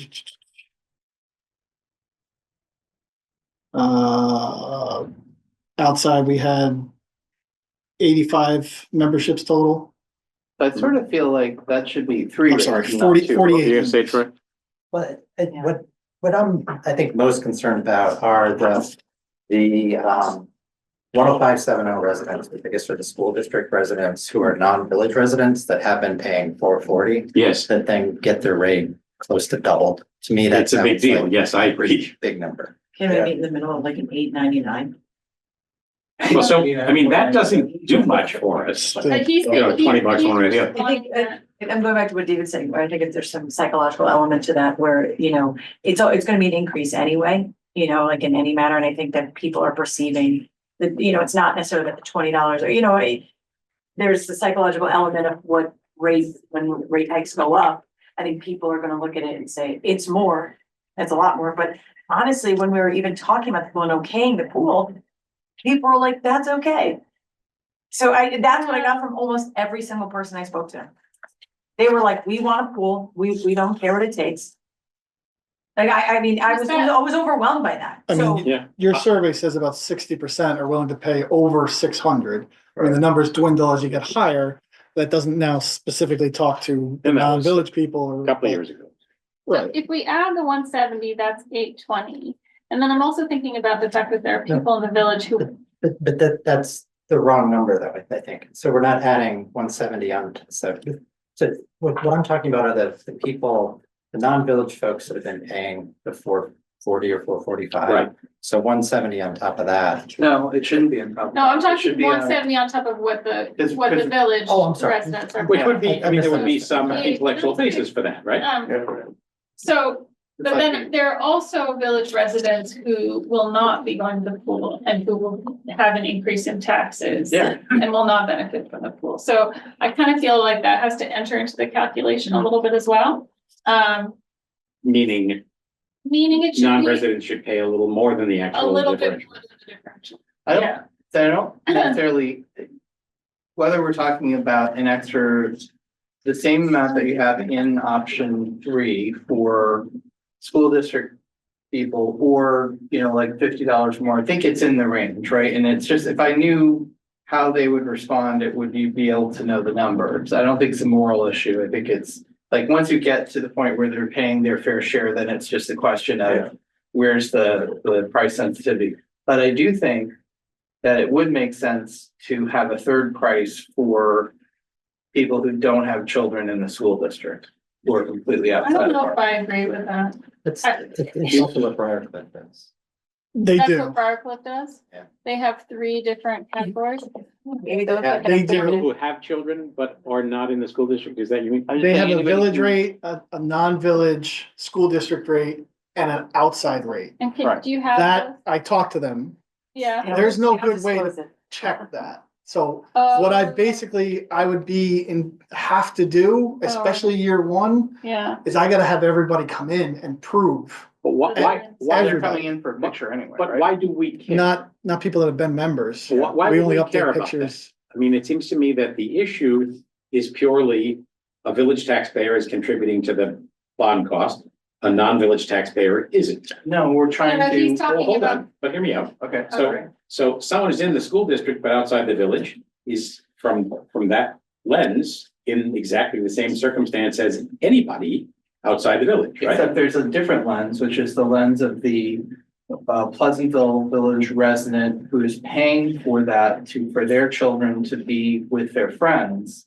So there's a benefit to making it easier for their friends to join the pool. And that's the part that I But think. there are also people that are, so this is where it gets tough to Yeah. police. There are people that Pleasantville schools that are not Pleasant residents, they're Chappaqua or. So you were Even suggesting. further No, I'm that suggesting that it's. You're suggesting a lower rate? No, what I'm suggesting is that the rates that we're showing on option 3 or slightly more, whatever we choose for that number should actually be the number for anybody who has children in our school district. Frankly, regardless of whether they're in Mount Pleasant or outside of Mount Pleasant. And that for anybody who doesn't have children in our school district and who is not in the village, that would be a third number. And So you're suggesting that if you have children in the school district, you wouldn't pay a surcharge over a village taxpayer? no, they are paying a surcharge. They're not paying as much. They're paying this number, and I'm saying there should be a third number that's higher. so I think that we should pay heed to the fact that clearly Mike doesn't love this idea. I think that's something that we should factor into. Well, he should actually And- explain what he. and- I think, Mike, we could connect this to Panther Club and there could be a whole deal.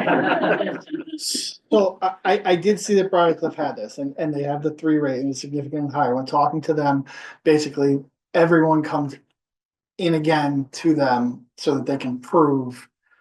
It just becomes, it's an added step. I don't wanna say more, it's more work. Yeah. Oh. And having everybody come in, especially year one, and start completely fresh. So your point is that And I there would can't, be some advantage offered to people who have kids in the school district but are outside the village as compared to people that don't? Yes, the other problem, I have I a hard time can't, with that argument. Can't like police that. I can't, We can police it. They can just come with a school ID or something like that. well, right, so it would basically mean the system is we're gonna change our system. Currently, it's zip code. So Right. community pass, we would change. We will enter in the village addresses. If you don't have a village address, it's gonna flag you for the non-village rate. They don't have a third option. I can't put in more addresses. So it's gonna require me to have everybody come in, no matter what, so that I can pick out and give the proper rate to the And that's gonna be non-resident. I want to be sure I understand your point. Your point was to try to incentivize families with kids in the school district who are It's not not a- residents. My as- point is not about incentivizing anybody. My point is simply this. We're building this for the benefit of the village, right? We are willing to admit other people because it helps the village in terms of defraying the costs. But there's an in-between category of people for whom because they're friends with our children, that, and the overwhelming number of members here are family members, right? So I just looked at it.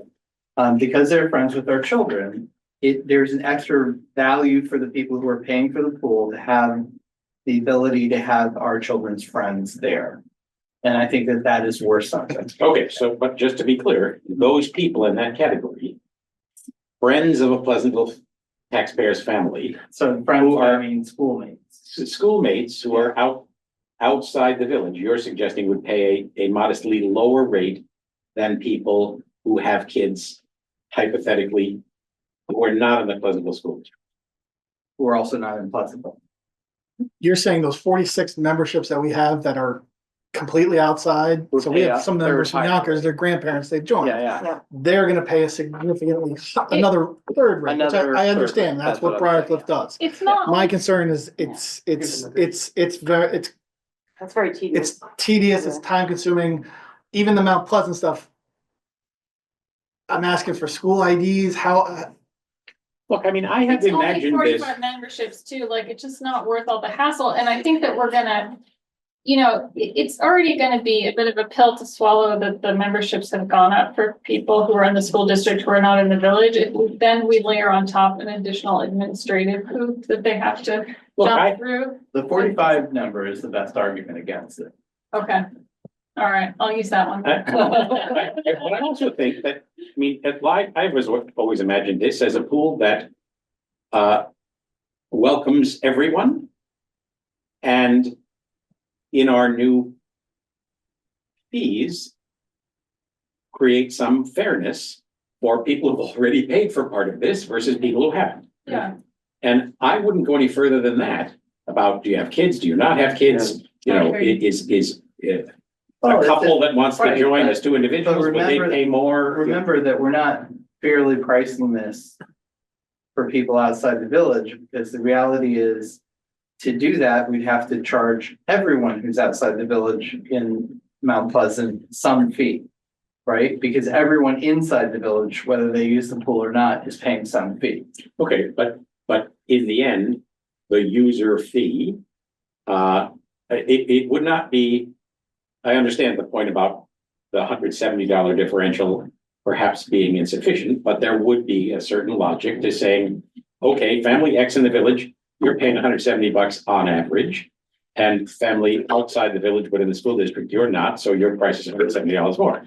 Mind you, then you get into the whole question. I happen to have a house that's worth half again as much as your typical house, and I'm paying $300, you know, all Well, those. no, but the fair way to do it actually would be to look at the percentage of the total fees that are borne by the village, and then the percentage of people using it who are not in the village, and say, look, if it costs us how much, $40,000, $400,000? What's it? $410,000 a year In debt and- service. in debt service. I mean, their operational costs. And plus operational costs, whatever that number, say $500,000 even, right? And 75% of that is village residents using the pool, then 25% of the total cost should actually be borne by people outside the village. That would be Okay, fair. but we're not. So we doing can't That do would that. be a much bigger number. No, I'm just saying, like, don't pretend that this is about fairness, because it's not. We're trying to actually maximize the revenue for the pool and. It is allow about people- fairness. Find No, a but it balance wouldn't be of it. fair. I don't know that we're. I have Sure. another argument to layer on top. Oh, nice. What if some of those 40, it was 43, right? 46 46. 46 memberships, I'm so good at these figures. Individual or. What if some of these Combined. 46 families individual are single. going to the pool because their children are The friends with 46 already children convinced in me. the I'm, Pleasantville? I'm willing to let go. of Okay, 46. let's move on. No, All but right, so- I'm just saying, like, The people with multiple memberships. You know what I mean? They, like, if you had the resources, you probably bought Briarcliff. Why not get a Mount Pleasant? Like, if you have the resources and you want to attend multiple pools, why wouldn't you? I would be much more inclined to. And I don't think the number was 1,000. We're really arguing between like 875 and 925 or something like that. But I'd be more inclined to like take a percentage of this and sock it away and give it to SNAP eligible families to be able to have a free pool membership than I would be to, you know, to try to make $20 cheaper for everyone or something like that. So that's a whole nother overlay. That's Yeah. another overlay It's- for your max. Seems like we might need to take a vote or something, because it doesn't seem like we're gonna entirely agree. Just one other idea. Since these rates are going up pretty substantially and even makes sense they could go up even higher. If you thought about maybe a 2-year step up, making the first year a little bit easier to swallow and then the second year getting where a little bit more than where you'd be with these I mean, rates. we want this to be a great rollout, right? We don't want that to be, we're down in enrollment because of the higher costs, even though we've got a great new pool. So it's I like just hard your to know. I like your idea. I think we I do we like have that to idea. announce it all in advance. so Yeah, that that's people all it is, know but if you get, Yeah. and if you commit. First year, you are eligible for, a discount on the Mhm. second year. I like that. Hmm, Or you could pay in that's advance, savvy. about 10-year memberships. So would that be option 1 or option 2? If we're looking to go lower, to start off, well, you go how much lower are we looking to go? Go lower in 25 and you go higher in 26. So you get Yeah, to you where do you like get a little bit option- above where you want, where option you'd three. be. I would say you do like option 1 and option 4 or something like that. I mean, in the end, Option 1 in year 1. any of these options are kind of nibbling around the margins of real money, right? None of these options, the most expensive option is not dramatically changing our revenue. That's true. So I would argue that our biggest risk is harming enrollment, Right. which is not just a dollars and cents thing, but also a zen of the experience thing. And Yes. you don't want to create an environment where you end up with those influencer families that go somewhere else, right? I don't think the influencer families are gonna go anywhere else. Well, you say that, but I can guarantee, having been through it, that has happened. The worst outcome you could have is to have the enrollment go down, is to have the memberships go down. Yeah. In the year introducing a brand new pool. Right, So- because it's never renew Because you'll again. never get it, you'll get it, then the criticism will come out, oh, we don't like it anymore, we Yeah. don't- there's a slide over there. Yeah. It's- That will be there, I'm sure, in some capacity. Absolutely. You know. People are gonna have to realize this is a different pool, new habits that, I mean, there's Yeah, gonna, but it's gonna be, I think, Sure. pretty Also compelling. camp. I Make mean, it easy, people are gonna make have a lot it of easy fun. for But them the first year it's to. honestly pretty hard to see, like, we were paying, what was it this last year? What was the fee this last year for a family? Yeah, so I just don't see, I see that the 400 to 600 thing could cause a drop. I don't see the 600 to 650 thing being, that's not like the thing that would change it. It's either you can make the $200 difference or the $250 difference, or you're not gonna make it at all. So I'm not sure that, I'm sort of agreeing with Peter in a way that, like, I think the differences at that point were probably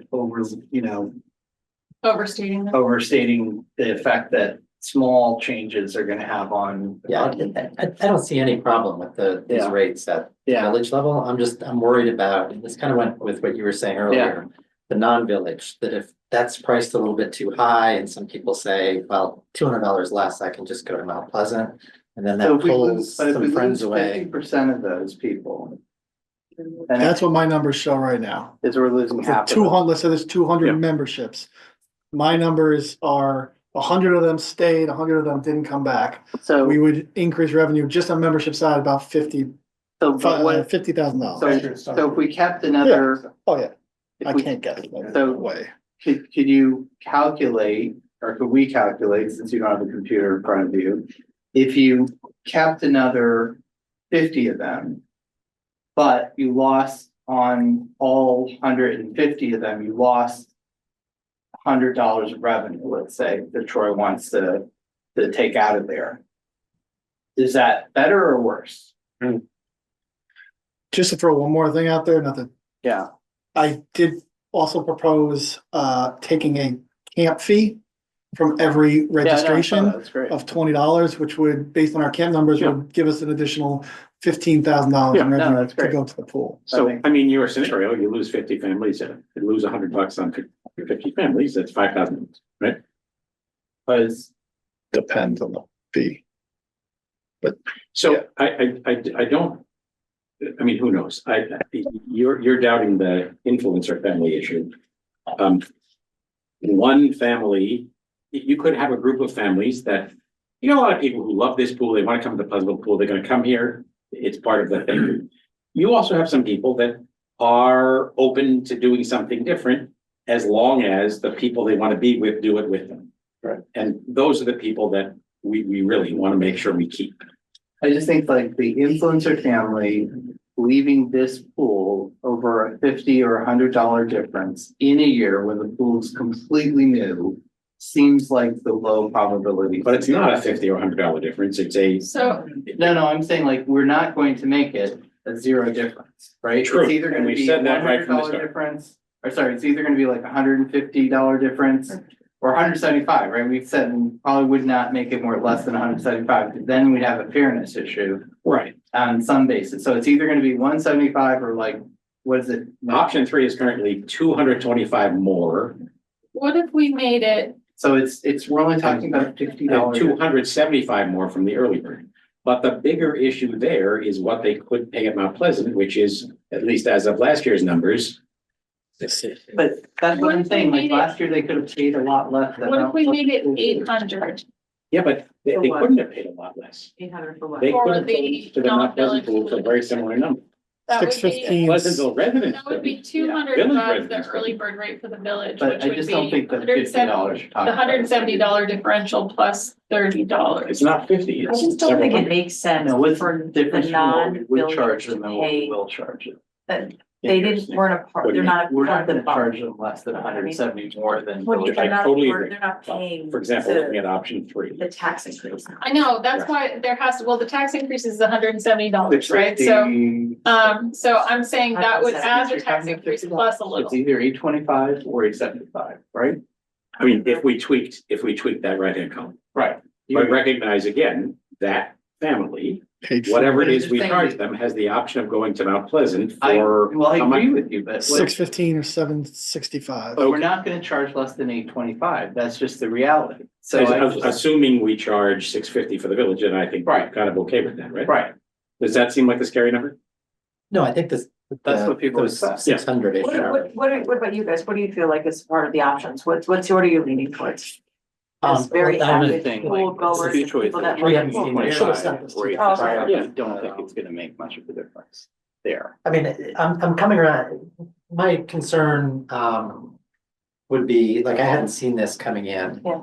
And if I lived outside the village, going from 440 with the early bird rate to 875 seemed like there's gonna be a big Facebook revolt.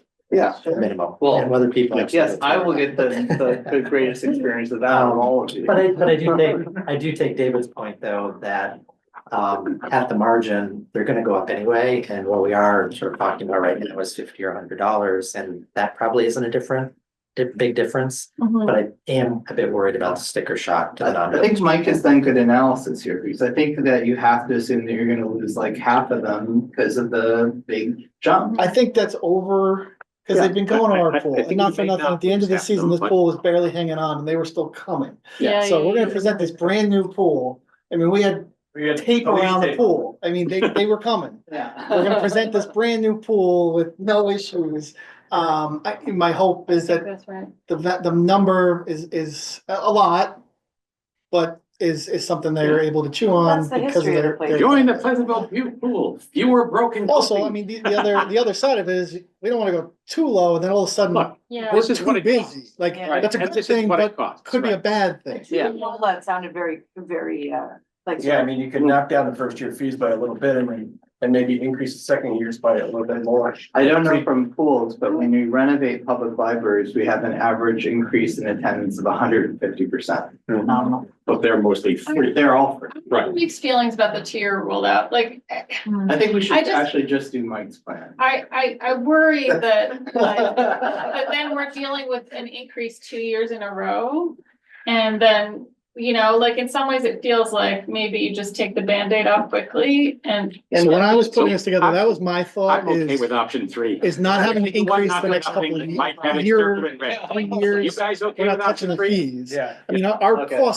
costs for running the pool may Option three. come down, I don't know for sure, but, Yeah. the thought is That would be. our nice. expenses are gonna come down. We can tweak our budget in Yeah. future years It's that not we're gonna be not that much money. throwing overtime and. We're either an Everything else. extremely thoughtful and engaged group, or we're utterly indecisive. Where we start. I'm in support of option 3, just. All right, All right, awesome. that's where we are. Option 3? Marcy, you think that's okay? I mean, no one's thought about this more than Yeah. what you did. That is true. I really think we're gonna bring in people too. I think there's I gonna be would some be okay folks with from. saying, Yes, so then if there's, Pleasant, I they're would be gonna okay with say saying it. like 25 for extra I would school too, district. Do you think that Should I? if there is a Sure. large crew that comes in and you're just overwhelmed, or that's not like we're increasing rates though, from that point? well, not for nothing, that's been a complaint in Mount Pleasant, that it's too busy and they occasionally stop people from coming in, don't they? What about 825 for the I non-village? don't know. Oh, I don't know. I mean, you're the one that sees it all. No, I mean, the We've one- been packed on busy days. 4th of July, I it's think you should- standing room. you should think about what the realistic, not capacity, but what the target membership number that you'll be excited about hitting is. And when you start to get towards that point, we should have another conversation, because at that point, you might want to cut off outside of Pleasantville memberships. All right, can I make one more suggestion? I'm fine with option 3 as it is. But if we feel like the sticker shock is too high for the school district, what about 825 instead of 875? I know it's just a small differential, but it's a little further away from that 900 number. Just an idea that I'm innocently floating out there. I think the number probably should be even higher, so I don't really want to go. I down agree. from that. All right, option 3, All right. thank you. We survived. Well, there was, you gotta remember how many people were standing here for the pool to be like, for that big ticket price. So like, I guess I'm just remembering that moment and how active and had the advocacy behind it. So I'm like, if people are that excited for that sticker number, I'm sure they're fine with this, with the higher Yeah, ticket I price. will say. We're focusing on 200 potential memberships. That's what we're fighting over Yeah. essentially. And Well, I'm saying I think we're- 50% don't we're come doing back. I what we think need that's to high. do. I will also say, we're trying to make this accessible to as many people as we That's can in a world where I don't know where regular people are gonna live.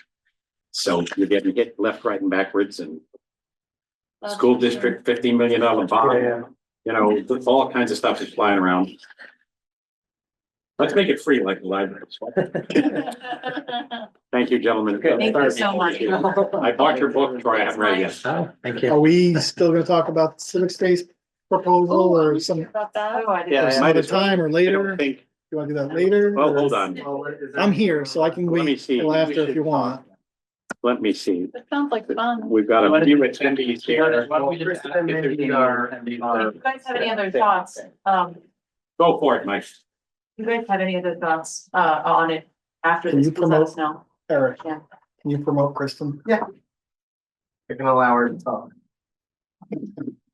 So You want I'm gonna let to- Kristen, our newest employee, well, one of our newest employees. By the way, I just want to say thank you guys. About a year ago, I came to you guys saying what I wanted this department to look like as far as a Panther Club position, and you guys thankfully agreed with what I proposed. We have two great new employees, Kristen and Carrie, who just started for Panther Club. I couldn't be happier. I think we're set, hopefully, for a number of years with these two Yeah. additional staff members Very along well. with I Mindy. mean, first off, a shout out to you and to Yeah. Mindy for having held down the fort in tough times, and shout out to Kristen and who's here virtually. Hear nothing but good news about you, as we've just heard from Mike, and so glad to have. So I'm gonna let Kristen kind of present the project and then, we can talk about it briefly, but go ahead, Kristen. Can you hear me? We can. Okay. Hi, Christine. Hi, how are you? So this is just kind of a brief overview of what we were thinking of doing. So it's basically just a new event that we want to find a way to utilize the new civic space, where we would be holding a free concert event about 3 times over the summer, once a month, from 7 p.m. to 9 p.m. And we would basically be using the civic space area, and then we would block off a portion of the parking lot as well. And we wanted to have one food truck to attend the event, and then maybe get some simple yard games as well, like cornhole or something like that. That'd be And fun. we had a meeting with Soul Brewery about possibly serving alcohol at the event, because we think it would be a great addition. And it's also supporting a local business within the community as well. So it's kind of two birds with one stone in a way. And we just thought this would be a good way to start out by using our civic space. And it's just one of the events that we've thought of so far while we try and plan more as well.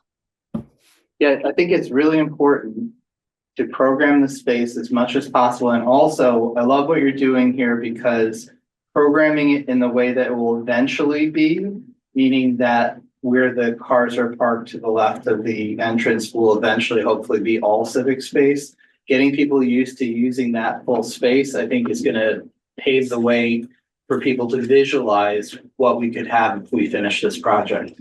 Yeah, I just want to say thank you because Peter has been working on this project even longer than I have, but I've been working on it for years and years now. Well, working on it. I haven't contributed much for a while, but nonetheless, What she's saying is that I'm older, but she's old. Right? Exactly. I'm glad you were able to read through between the lines. I picked up on So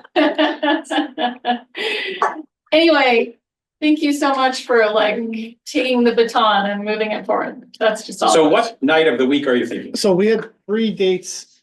Did I bring these? There were 3 nights, end of June, end of July, end of August. Either Friday, probably a Saturday night, 7 to 9.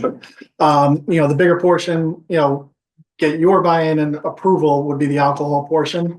Like Kristen said, we did sit down with Soul Brewing. He's on board with doing it. Would love to be a part of it.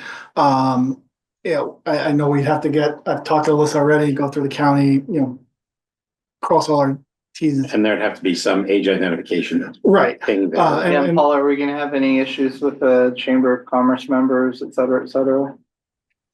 I would just say we'd have to make sure that the food trucks that we get that are somewhere from Pleasantville, a lot of our restaurants do have food trucks available.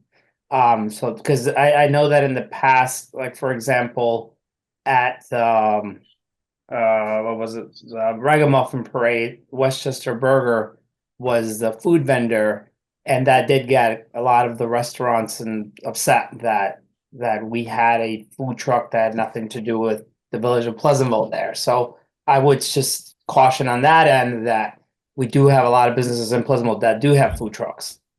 Would you be okay if we kind of tried to mix maybe 2 village, 1 non? Because You mean my thought over the with the 3 food nights? truck, just my thought, the food truck is, people know it's here already. We're trying to give them something different and another reason to come to our event. Nothing against, and I get partnering with local, but Are all the They're food already trucks getting the it. same cuisine, same offerings as the restaurants? Well, I would say the easiest way to do it is whatever food truck you get, just get something that essentially isn't really here. That's the easiest thing. Like if, let's say, you were Something to that's get, not here. like Greek barbecue. We're running out of things that aren't here. Right. Well, Yeah. I mean, there's also like for example, if you got like Bona Bona ice cream, something like that, that's very unique. Something like very unique that like you don't really, it's not competing with anyone specifically. So, Yeah, Paul, we can work with you and make sure Yeah. we don't ruffle too many feathers with that. Yeah. I don't have an issue And with that. then what bands were you imagining? Local, just doing quick little, I have a friend who actually was performing at Megadeth, the Pleasantville Black Music Sabbath. Festival and the Chill Stage, trying to find out what he charges for playing at Lucy's and whatnot. So, we're probably looking at the range between $1,000 to $2,000 for a band. So I'll reflect this in, the special event budget. I'd probably put in, 45 to $6 grand this be additional to cover free? bands. What's that? Would this be a free event? Yes. Okay. At least that's what Yes, I I'm think envisioning. Yeah, I'm just- I think that would be, and I can help you with bands too, Michael. Yeah. That I have a we can lot of talk bands that about are local that I think we can get for on the cheaper end that would just want to be a part of this. yeah. 79, that's so great. A long time ago, that whole area used to be a space for a lot of teenagers to come together. I remember them. And I absolutely love that it's being restored to its original purpose. Do you have any pictures that we could? I have lots of pictures. I mean, you're talking about hordes, hundreds. I'm of probably in a lot of them. that Come on, era man, let's did go. represent some issues, so. Okay, there was some, but I'm gonna say, it was a gathering place, and this is so wonderful, and I think this is fantastic music, all of it coming Yeah, together. we thought this was just an easy Yeah. way Yeah. to get something going and, And you get know, our. throwing around other ideas. All right. But Have So- you guys talked to Burns yet about doing something? Can they do? no, but we talked about movies. We actually may Yeah. do a middle school just movie trip, like Sure. walk from the rec to the movie. But I love yeah, this. Yeah. we're looking to do That's that kind great. of stuff too. Yeah. That's I'm awesome. I mean- personally a little down on the movies. I feel like they're kind of overdone, but we can. Yeah, and the outdoor, I mean, It's something we different looked at. administration at the Especially Burns if you now, do but they had something like the originally said they Burns does, didn't which think is it not was just likely to watching be. like a story or whatever Right. outside. Mix, maybe do that and Yeah. then something All like the right, Burns. so that's great. Kristen, that is great. Thank you. So, Yeah. Excellent. any more Christy, ideas, thank you. please let us know that. And sorry to keep you all so late here. No problem. Thank you. Let's just Yeah. program the whole parking area up there, you know, not make any portion of it available for parking. When you Yeah, say I the w- whole parking area, you mean Nor- in from the railroad overpass Correct. over. Yeah, no, that was the plan, Right, is yeah. where that exit's gonna Essentially, be. that- essentially what's blocked off now. Correct. That's right. Yeah. We would block that off. That would be part of the Okay. event space. It would And need to be. That, after the second time you do it, that will not be enough space, but we'll. Well, but recognize We might- also that there will be significant concern about loss of parking Of course. for the restaurants. I mean, as you likely have seen, Friday, Saturday night, every space is taken. It's quite It's amazing. happening. All right, great. That is a valid concern. We did have, actually bringing up for next year, a lot of the businesses have actually reached out to us if we would consider moving the block party to Sunday. Because it has affected businesses greatly. So, you know, being that the chamber helps that event happen, that's counterproductive of what we're trying to do there and putting on trying to help the businesses in ways. And You know, a lot of train other stop in the middle of place- town, so people could find another way to get here. No, but that's a valid thing about the block party, because then, you know, people are, their business, just like the road work and everything is. Right, it doesn't Mount help. Pleasant does it on Sundays. So just something to think about. That is going to definitely be brought up. That more than likely the chamber is going to ask if we can have the event on Sunday. Which I I have mean, some thoughts. that could also be something that could happen, like with this event too. It doesn't necessarily have to be on a Saturday. Mhm. You know, I have some some Sundays. thoughts on the block party and Pleasantville Day. Okay, I'd like to talk to Paul before I really talk to you Okay, guys for about it, sure. but I do have some All right. thoughts on both of those. great. events. So if we covered the bases at least. Yep. All right, thank you, Mike. Thank you, guys. Thank you, Kristen. Have a Really good night. Thank appreciate it. you. Have a Good great stuff night. going on, Have a great night. and so glad to have a complement of such good people at Parks and Rec. guys. Good night. Bye. All right, So many good things. Yeah, this So- is- we're hopelessly late, but the good news is I don't think anyone is, or not too many people are waiting for us, so. All right. Transition, moving from a work session to a regular session. Good evening and welcome to the regular board meeting for the Village of Pleasantville. Today is Monday, November 25. As is always the case, you can visit us here at 80 Wheeler Avenue, or you can join our meetings on Zoom. You can pick up a link for this meeting as well as other meetings that are available on Zoom at pleasantville-ny.gov. And within a relatively short period of time, the Zoom recording of this meeting is available at pctv76.org. Our next regular meeting is on Monday, December 9. Couple of announcements I had. One is, as we all saw, we were happy to get a little bit of precipitation, but we remain in a circumstance where it's been extraordinarily dry and where the reservoirs are showing some signs of low water levels. And so very much encourage folks to try to be careful, certainly about anything that would involve an open flame. We've been in the crazy circumstance of having forest fires in this neck of the woods, obviously, sadly not happily, not immediately close to us, but pretty serious brush fires in Orange County and in New Jersey and all of the above. So just pay extra careful attention to all of that. I wanted to give a shout out to both the architects of the Gallen Beeler Design Studio, Pleasantville-based architecture firm, and the owners and developers of 70 Memorial Plaza, the new building at 70 Memorial Plaza. That project that last week was honored with a Westchester AIA Honor Award. There were 70 or 80 projects submitted and only 4 of them received an honor award. So really quite an impressive accomplishment. Very high honor to receive.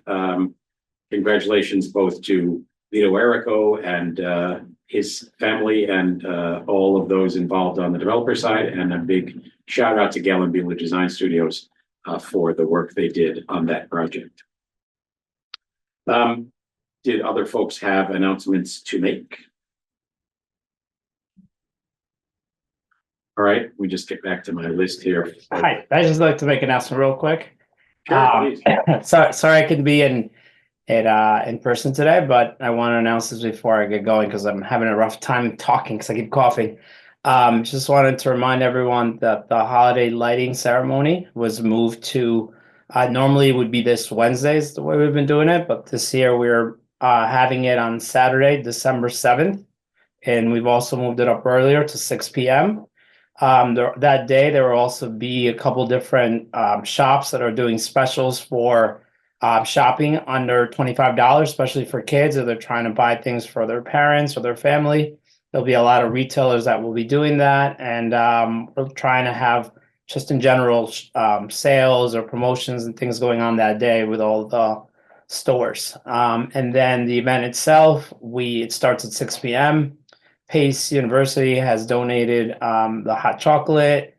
The village will also be handing out some cookies and candy. And we have some music planned, and it'll be a nice event that's going from 6 p.m. to 7 p.m. on Saturday, December 7th. So just wanted to let everyone know that.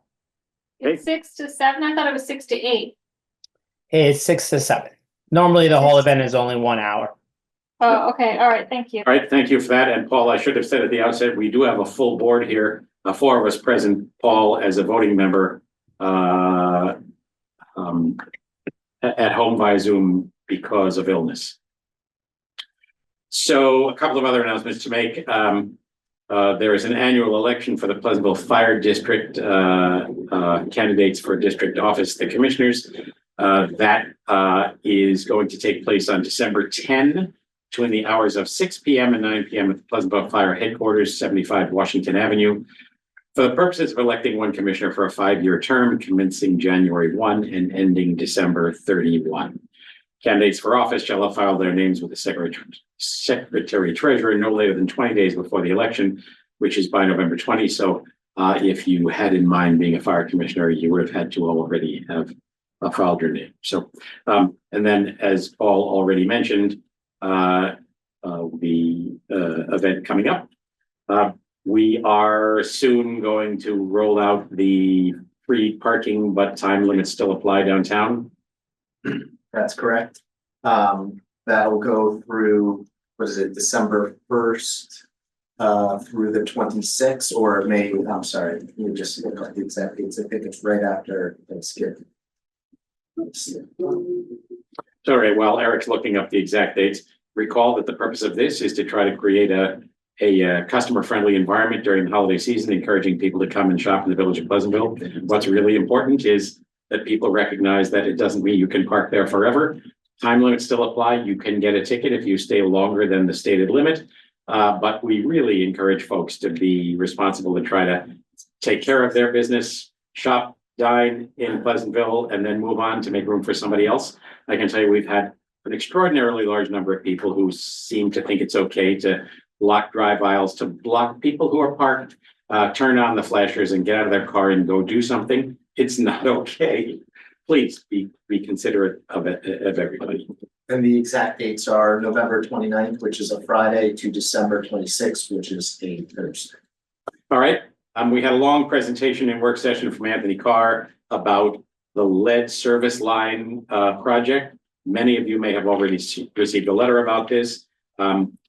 This is an EPA required thing that every municipality in the United States is required to do. It will be a long-term project, but there's quite a bit of information in a PDF presentation that we went through tonight. We'll post that on the website, and folks who are interested in that can take a look at that. I know there have been a lot of questions about what this all means. The short version of a long story is that it may be that if you have a lead or a lead service line to your house, that it may at some point have to be replaced. There isn't any reason at the moment to believe that your circumstances are different than they have been. And in most cases, old lead lines have pretty well sealed themselves up, but risk is still present if any work is done. So keep an eye on that and go to pleasantville-ny.gov to take a look at that report.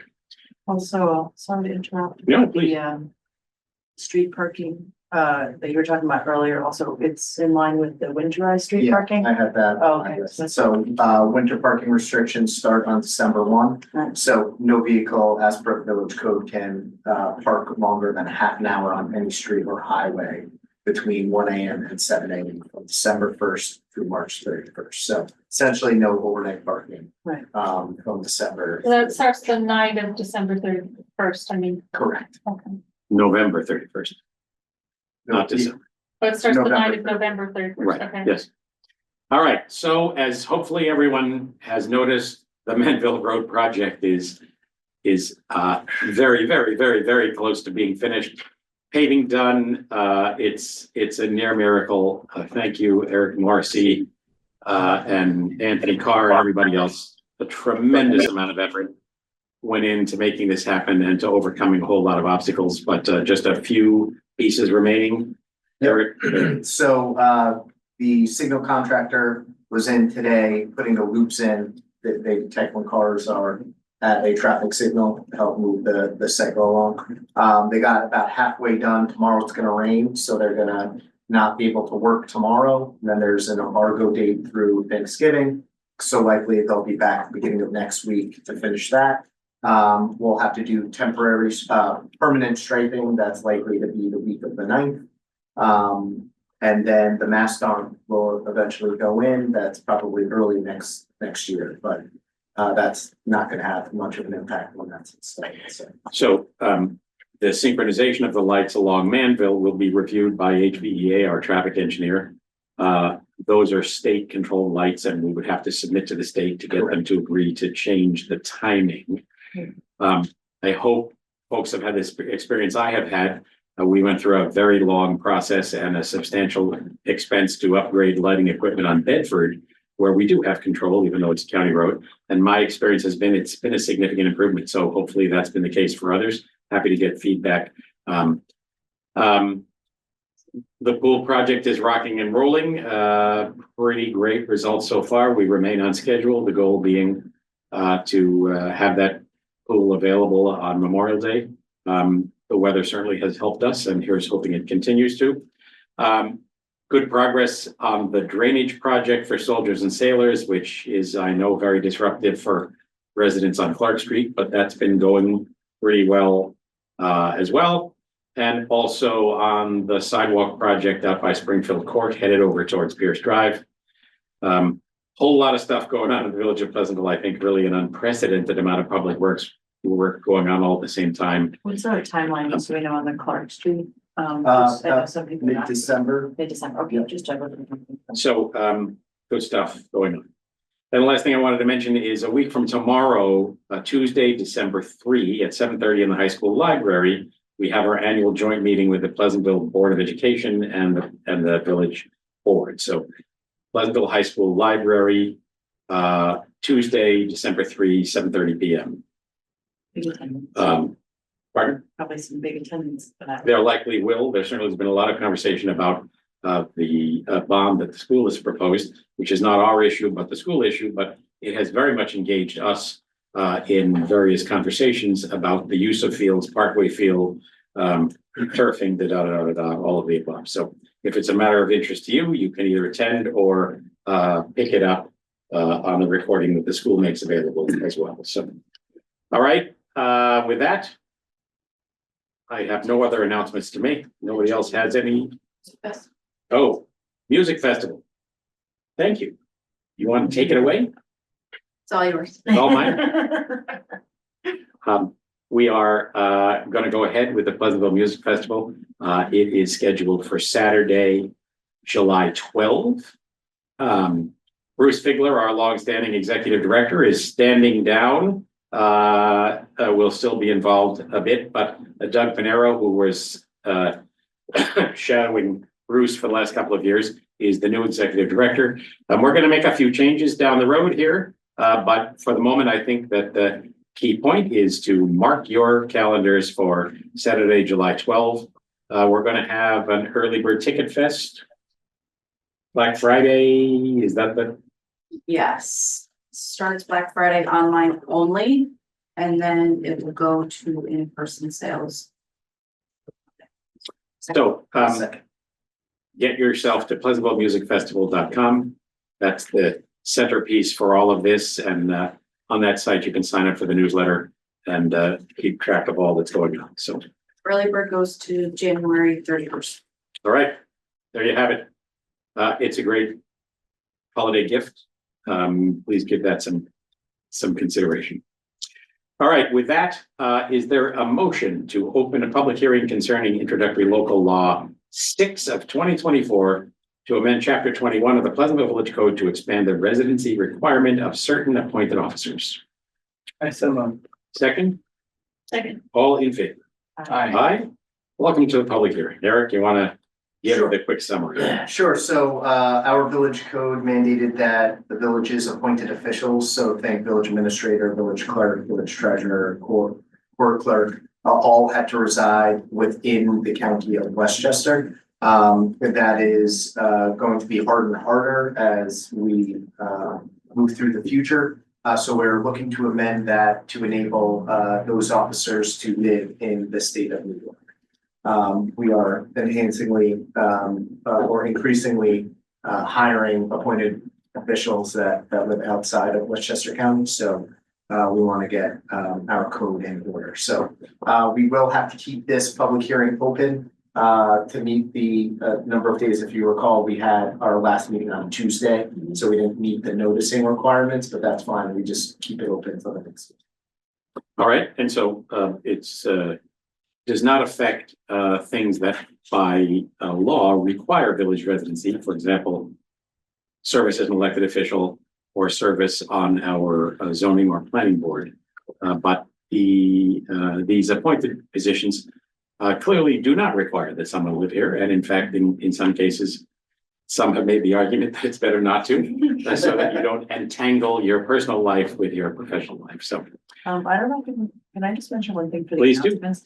I know that we had the tree ordinance people, was it last one? Yeah. And that I think tomorrow is the ceremony, right, that they're doing for the tree. Oh, I should have mentioned that. It's 10 a.m. So that's We over at at Hobby Street. Hobby Street. Yes, we're doing our part to try to also increase the coverage. All right, so is there any comment of any sort regarding this public hearing? Is there any comment from any member of the public? If you have a comment, raise your hand in the chat. There being none, is there a motion to adjourn the public hearing to be revived on Monday, December 9th? I so moved. Second? All in favor? Aye. Aye. All right. To the resolutions. Paul normally first, so you can be first. 393 approval of the minutes. Let me share my screen.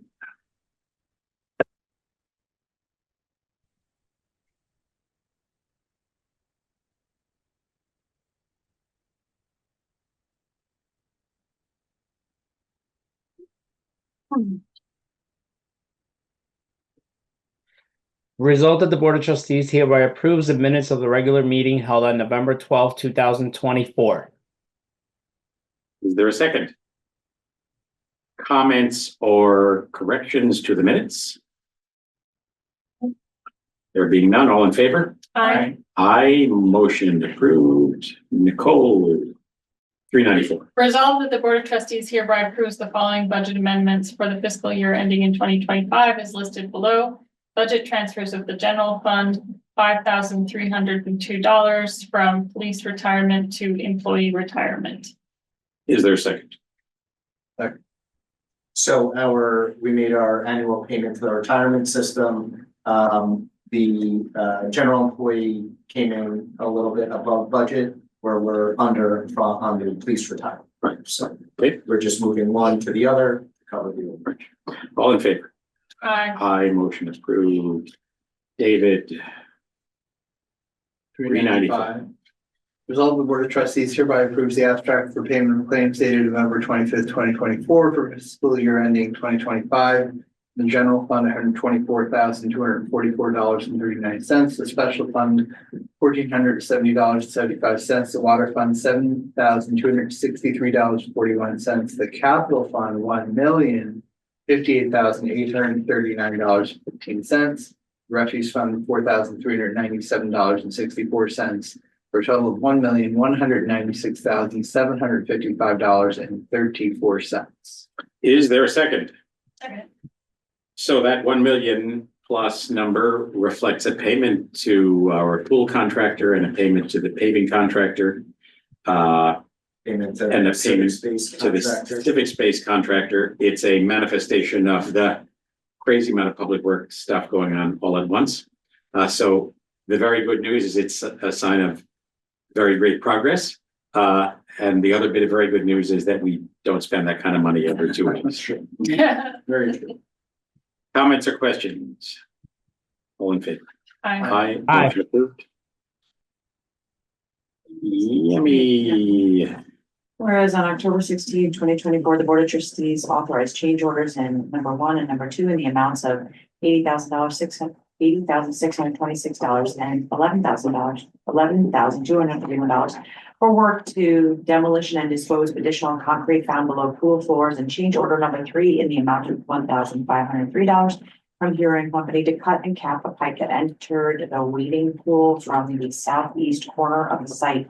Now therefore be it resolved that the Board of Trustees hereby authorizes change order number 4 in the amount of $24,480 to remove and replace 200 cubic yards of soil under areas of pool. Change order number 5 in the amount of $13,314 to remove and recreate foundations in the north side of the diving hopper. Change order number 6 in the amount of $51,867 to increase the thickness of the pool flooring in the diving hopper. And change order number 7 in the amount of $12,765 to expand the lawn area south of the pool. Is there a second? Second. And those change orders are attached, reminding folks that they can click into our agenda and find all the backup for all of these Does things. that have a total? Total for those change orders? Yeah, right now our contract amount is $6,229,625. It's in Anthony Carr's email. Oh, okay. So typically your change orders will come during the site work Okay. because they're uncovering items that, We're live. unknown.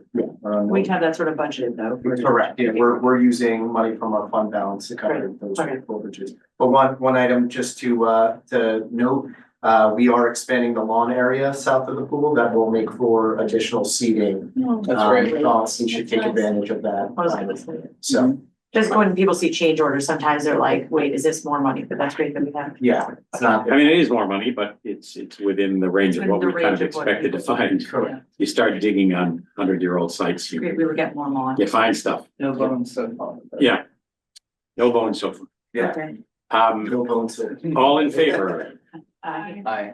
Aye, motion approved. Back to you, Paul. Result that the Board of Trustees hereby authorizes change order number 1 in the amount of $24,140 from Ralph Mastromonaco, PE, PC for the purposes of inspection, work, and material testing services for the Pleasantville State Sidewalk and Guide Rail Project. Is there a second? Second. So this is the project I mentioned earlier from Springfield Court over to Pierce Drive. Yeah, now this is occurring in state DOT right of way, and they require that a PE be on site to do testing and oversight of the project. The gift that keeps on giving, all in favor? Aye. Aye. Motion approved. Nicole. 398. Resolved that the Board of Trustees hereby accepts the resignation of Jared Garcia, Recreation Assistant, Job Class Code 0269, effective December 21st, 2024. Is there a second? Second. All in favor? Aye. Aye, motion approved. David. 399. Resolve the Board of Trustees hereby accepts the resignation of Frank Ayala, school crossing guard, job class 0141, effective November 23rd, 2024. Is there a second? Second. All in favor? Aye. Aye. Aye, motion approved. Yemi, 400. Resolved that the Board of Trustees hereby approves the establishment of a petty cash fund in the amount of $100 for the purpose of making change at the Recreation Department for the sale of 2025 Pleasantville Music Festival tickets. Is there a second? Second. All in favor? Aye, motion approved. 401, back to you, Paul. Result, the Board of Trustees hereby authorizes up to $120,000 for the 2025 Pleasantville Music Festival talent budget. And further resolved that the village administrator is authorized to execute contracts with the selected bands. Is there a second? That reflects the talent budget from last year. Correct. Comments, questions? We Oh, did, hmm? sorry, that amount, we didn't bump that amount up. We did not. I mean, again, we're, as you know, I know, the yeah. weather wasn't helpful and we're trying to do. No, so I we'll see. just was It curious. is possible, it certainly has happened in the past that, We've never made a change order for this amount, like if there was a band I that. mean, there have been moments in the past, again, we were dealing generally with smaller numbers where there was an opportunity. Mhm. And festival managers come and said, okay, we have an opportunity, but it's above our budget. What do you think? Right, oh, okay, I'm just curious. So when Taylor Swift offers to come for an additional 5,000, I think for the civics. we'll it's say not- okay. I'm putting it on Yeah. Twitter. All in favor? Aye. Aye, motion approved. 402. Who was that? I lost track. That's all. Is it me? Sorry. Resolved that the Board of Trustees hereby authorizes Joseph Zane to attend Rifle Armorer School in West Hartford, Connecticut from February 4th, 2025 to February 6th, 2025. Is there a second? Second. Officer Zane going, part of our ongoing training program for all of our officers. All in favor? Aye. Aye. Motion approved. David, 403. Resolve the Board of Trustees hereby authorizes Eric Gretzner to attend the Law Enforcement and Society Training Seminar in Washington DC from December 18th, 2024 to December 19th, 2024. Is there a second? Can I ask a quick question? Yes. Second. Sorry. Have we had an increase in training or is this just, generally they come from time to time with? Well, yeah, any out-of-state conference has to be approved by the Board of Trustees. I just didn't know Yeah. if the force in general, have we had more training? I mean, we've been actively trying to increase training over time and I think have been generally successful. We've had a couple of things that were funded by Pleasantville Strong as well. So All right, thank you. all in favor? Aye. Aye, motion approved. 404. Yummy. Resolved that the Board of Trustees hereby authorizes the village administrator to enter into an agreement with CDC of Westchester and Manhattan for DBT training and support of Pleasantville Strong Grant Year 10 initiatives with a budget not to exceed $50,000. Is there a second? Second, what is this exactly? So again, just to be clear, we are the fiscal agent for Pleasantville Strong, but it is not Pleasantville tax money.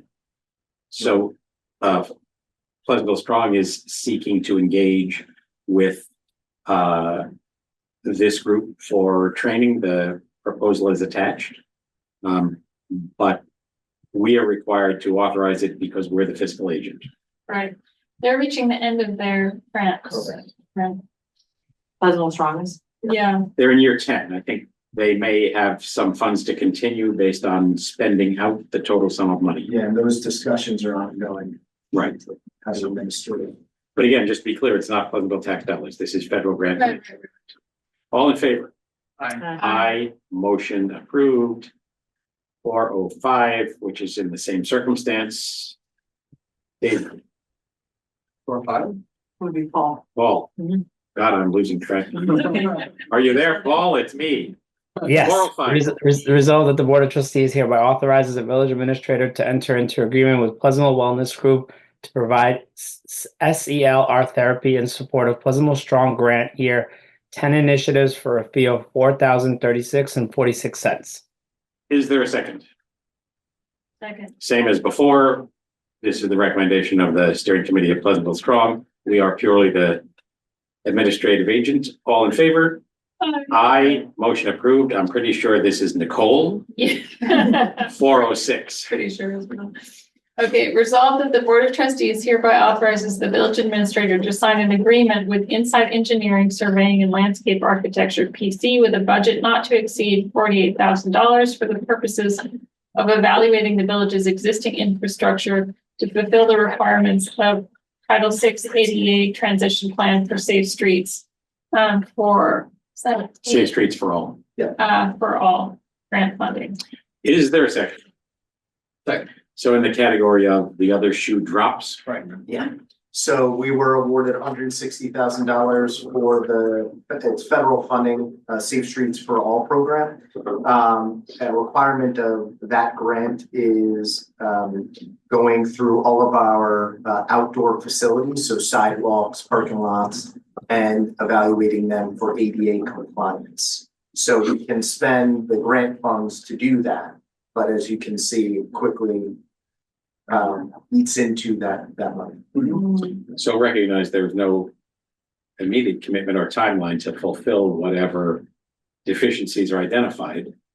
But it sets us up to establish an understanding of the overall picture. So That's right. clearly a good thing, but not an inexpensive thing. All in favor? Aye. Aye. Motion approved.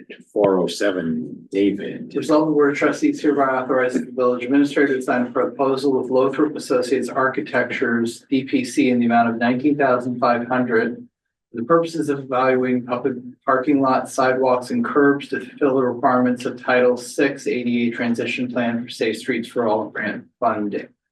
That Is one, there a second? just to amend that, that's actually our indoor facilities. Lothrop will do all of our buildings, so we just need to update the wording. So that should read for the purpose of evaluating all village indoor facilities? Correct. So the Safe Streets for All requires to evaluate the ADA compliance within our buildings? Yes, so Title VI is a federal law, federal ADA law. So if we're Right. accepting these funds, we Have to be compliant have to, at least evaluate our compliance for our outdoor owned facilities and our and indoor. indoors.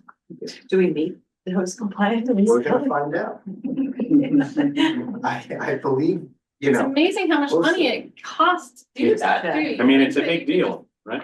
it's about half the grant funds right there. Right. You could just walk around and check now. Well, no, there's There's a whole lot to it. I can tell you. yeah. I mean, especially on the indoor front, for example, there are like 11 different criteria for bathrooms, Oh, Yeah. God. Right. including this, How do the you nature do of the that? Not sink, even the like- pipes underneath the sink, whether the mirror is angled. I mean, there was a whole lot. And on the sidewalks, literally taking levels and making sure the grade is appropriate, it's I see. the grade is slow. So that budget will probably not be used for any of the area. Probably half of it. Half of it will get consumed by the site.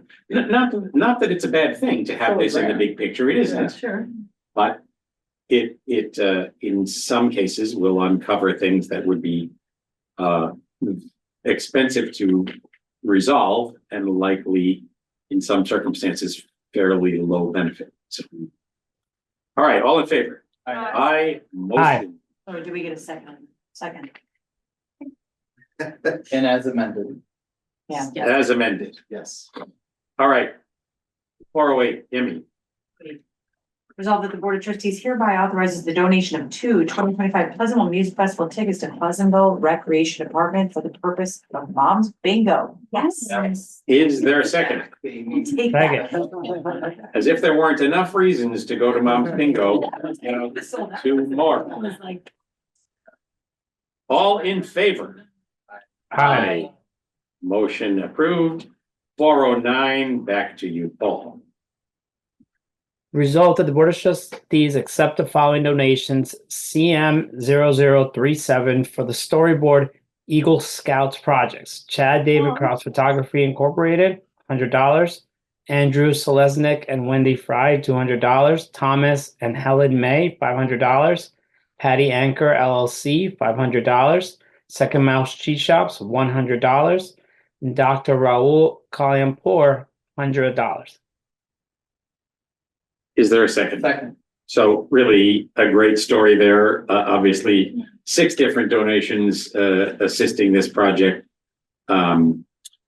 Which is, you know, a really pretty fun project. Do we decide how many Absolutely. storyboards there would be? We did. Yes. Was it under 10? It's like, because I know that. How How many did he end up with in the end? 16, I want Yeah. to say. Yeah, I think it had, she explained the whole thing to me. Okay. Yeah. They're not very just- They're also intrusive, right? They're No. like discreet with. They're- It really sounds like it's very well. I know we didn't see thought any through. pictures. They're making, the great thing is that, our, Parks Department offered to use our post solar to like dig the holes, Yeah. and the Eagle Scout Commission said, no, he has to dig them himself. Oh, really? Oh, my God. Well, the Eagle Scout I like it. counts for something. So all in favor?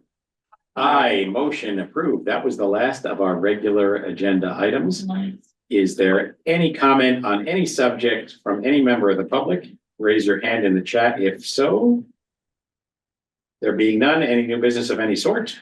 Mr. Mayor, just the one quick work session agenda item, just on the AMI policy within our village code. We chatted about it, but at the next meeting, we'll update our village code just to solidify that for rentals, it'll be 60% AMI as recommended by the village attorney. We just need to clarify that in our code. Right, there have been little unclarities. All right, so that you will show up on our agenda as a, What's the median income that will be used for that right now? that median income, you can pick it up on the county planning Yeah, site. it It changes every year. Yeah. Roughly speaking, really? 80? Well, it varies depending on the household size. I'll get you that number. Okay. All right.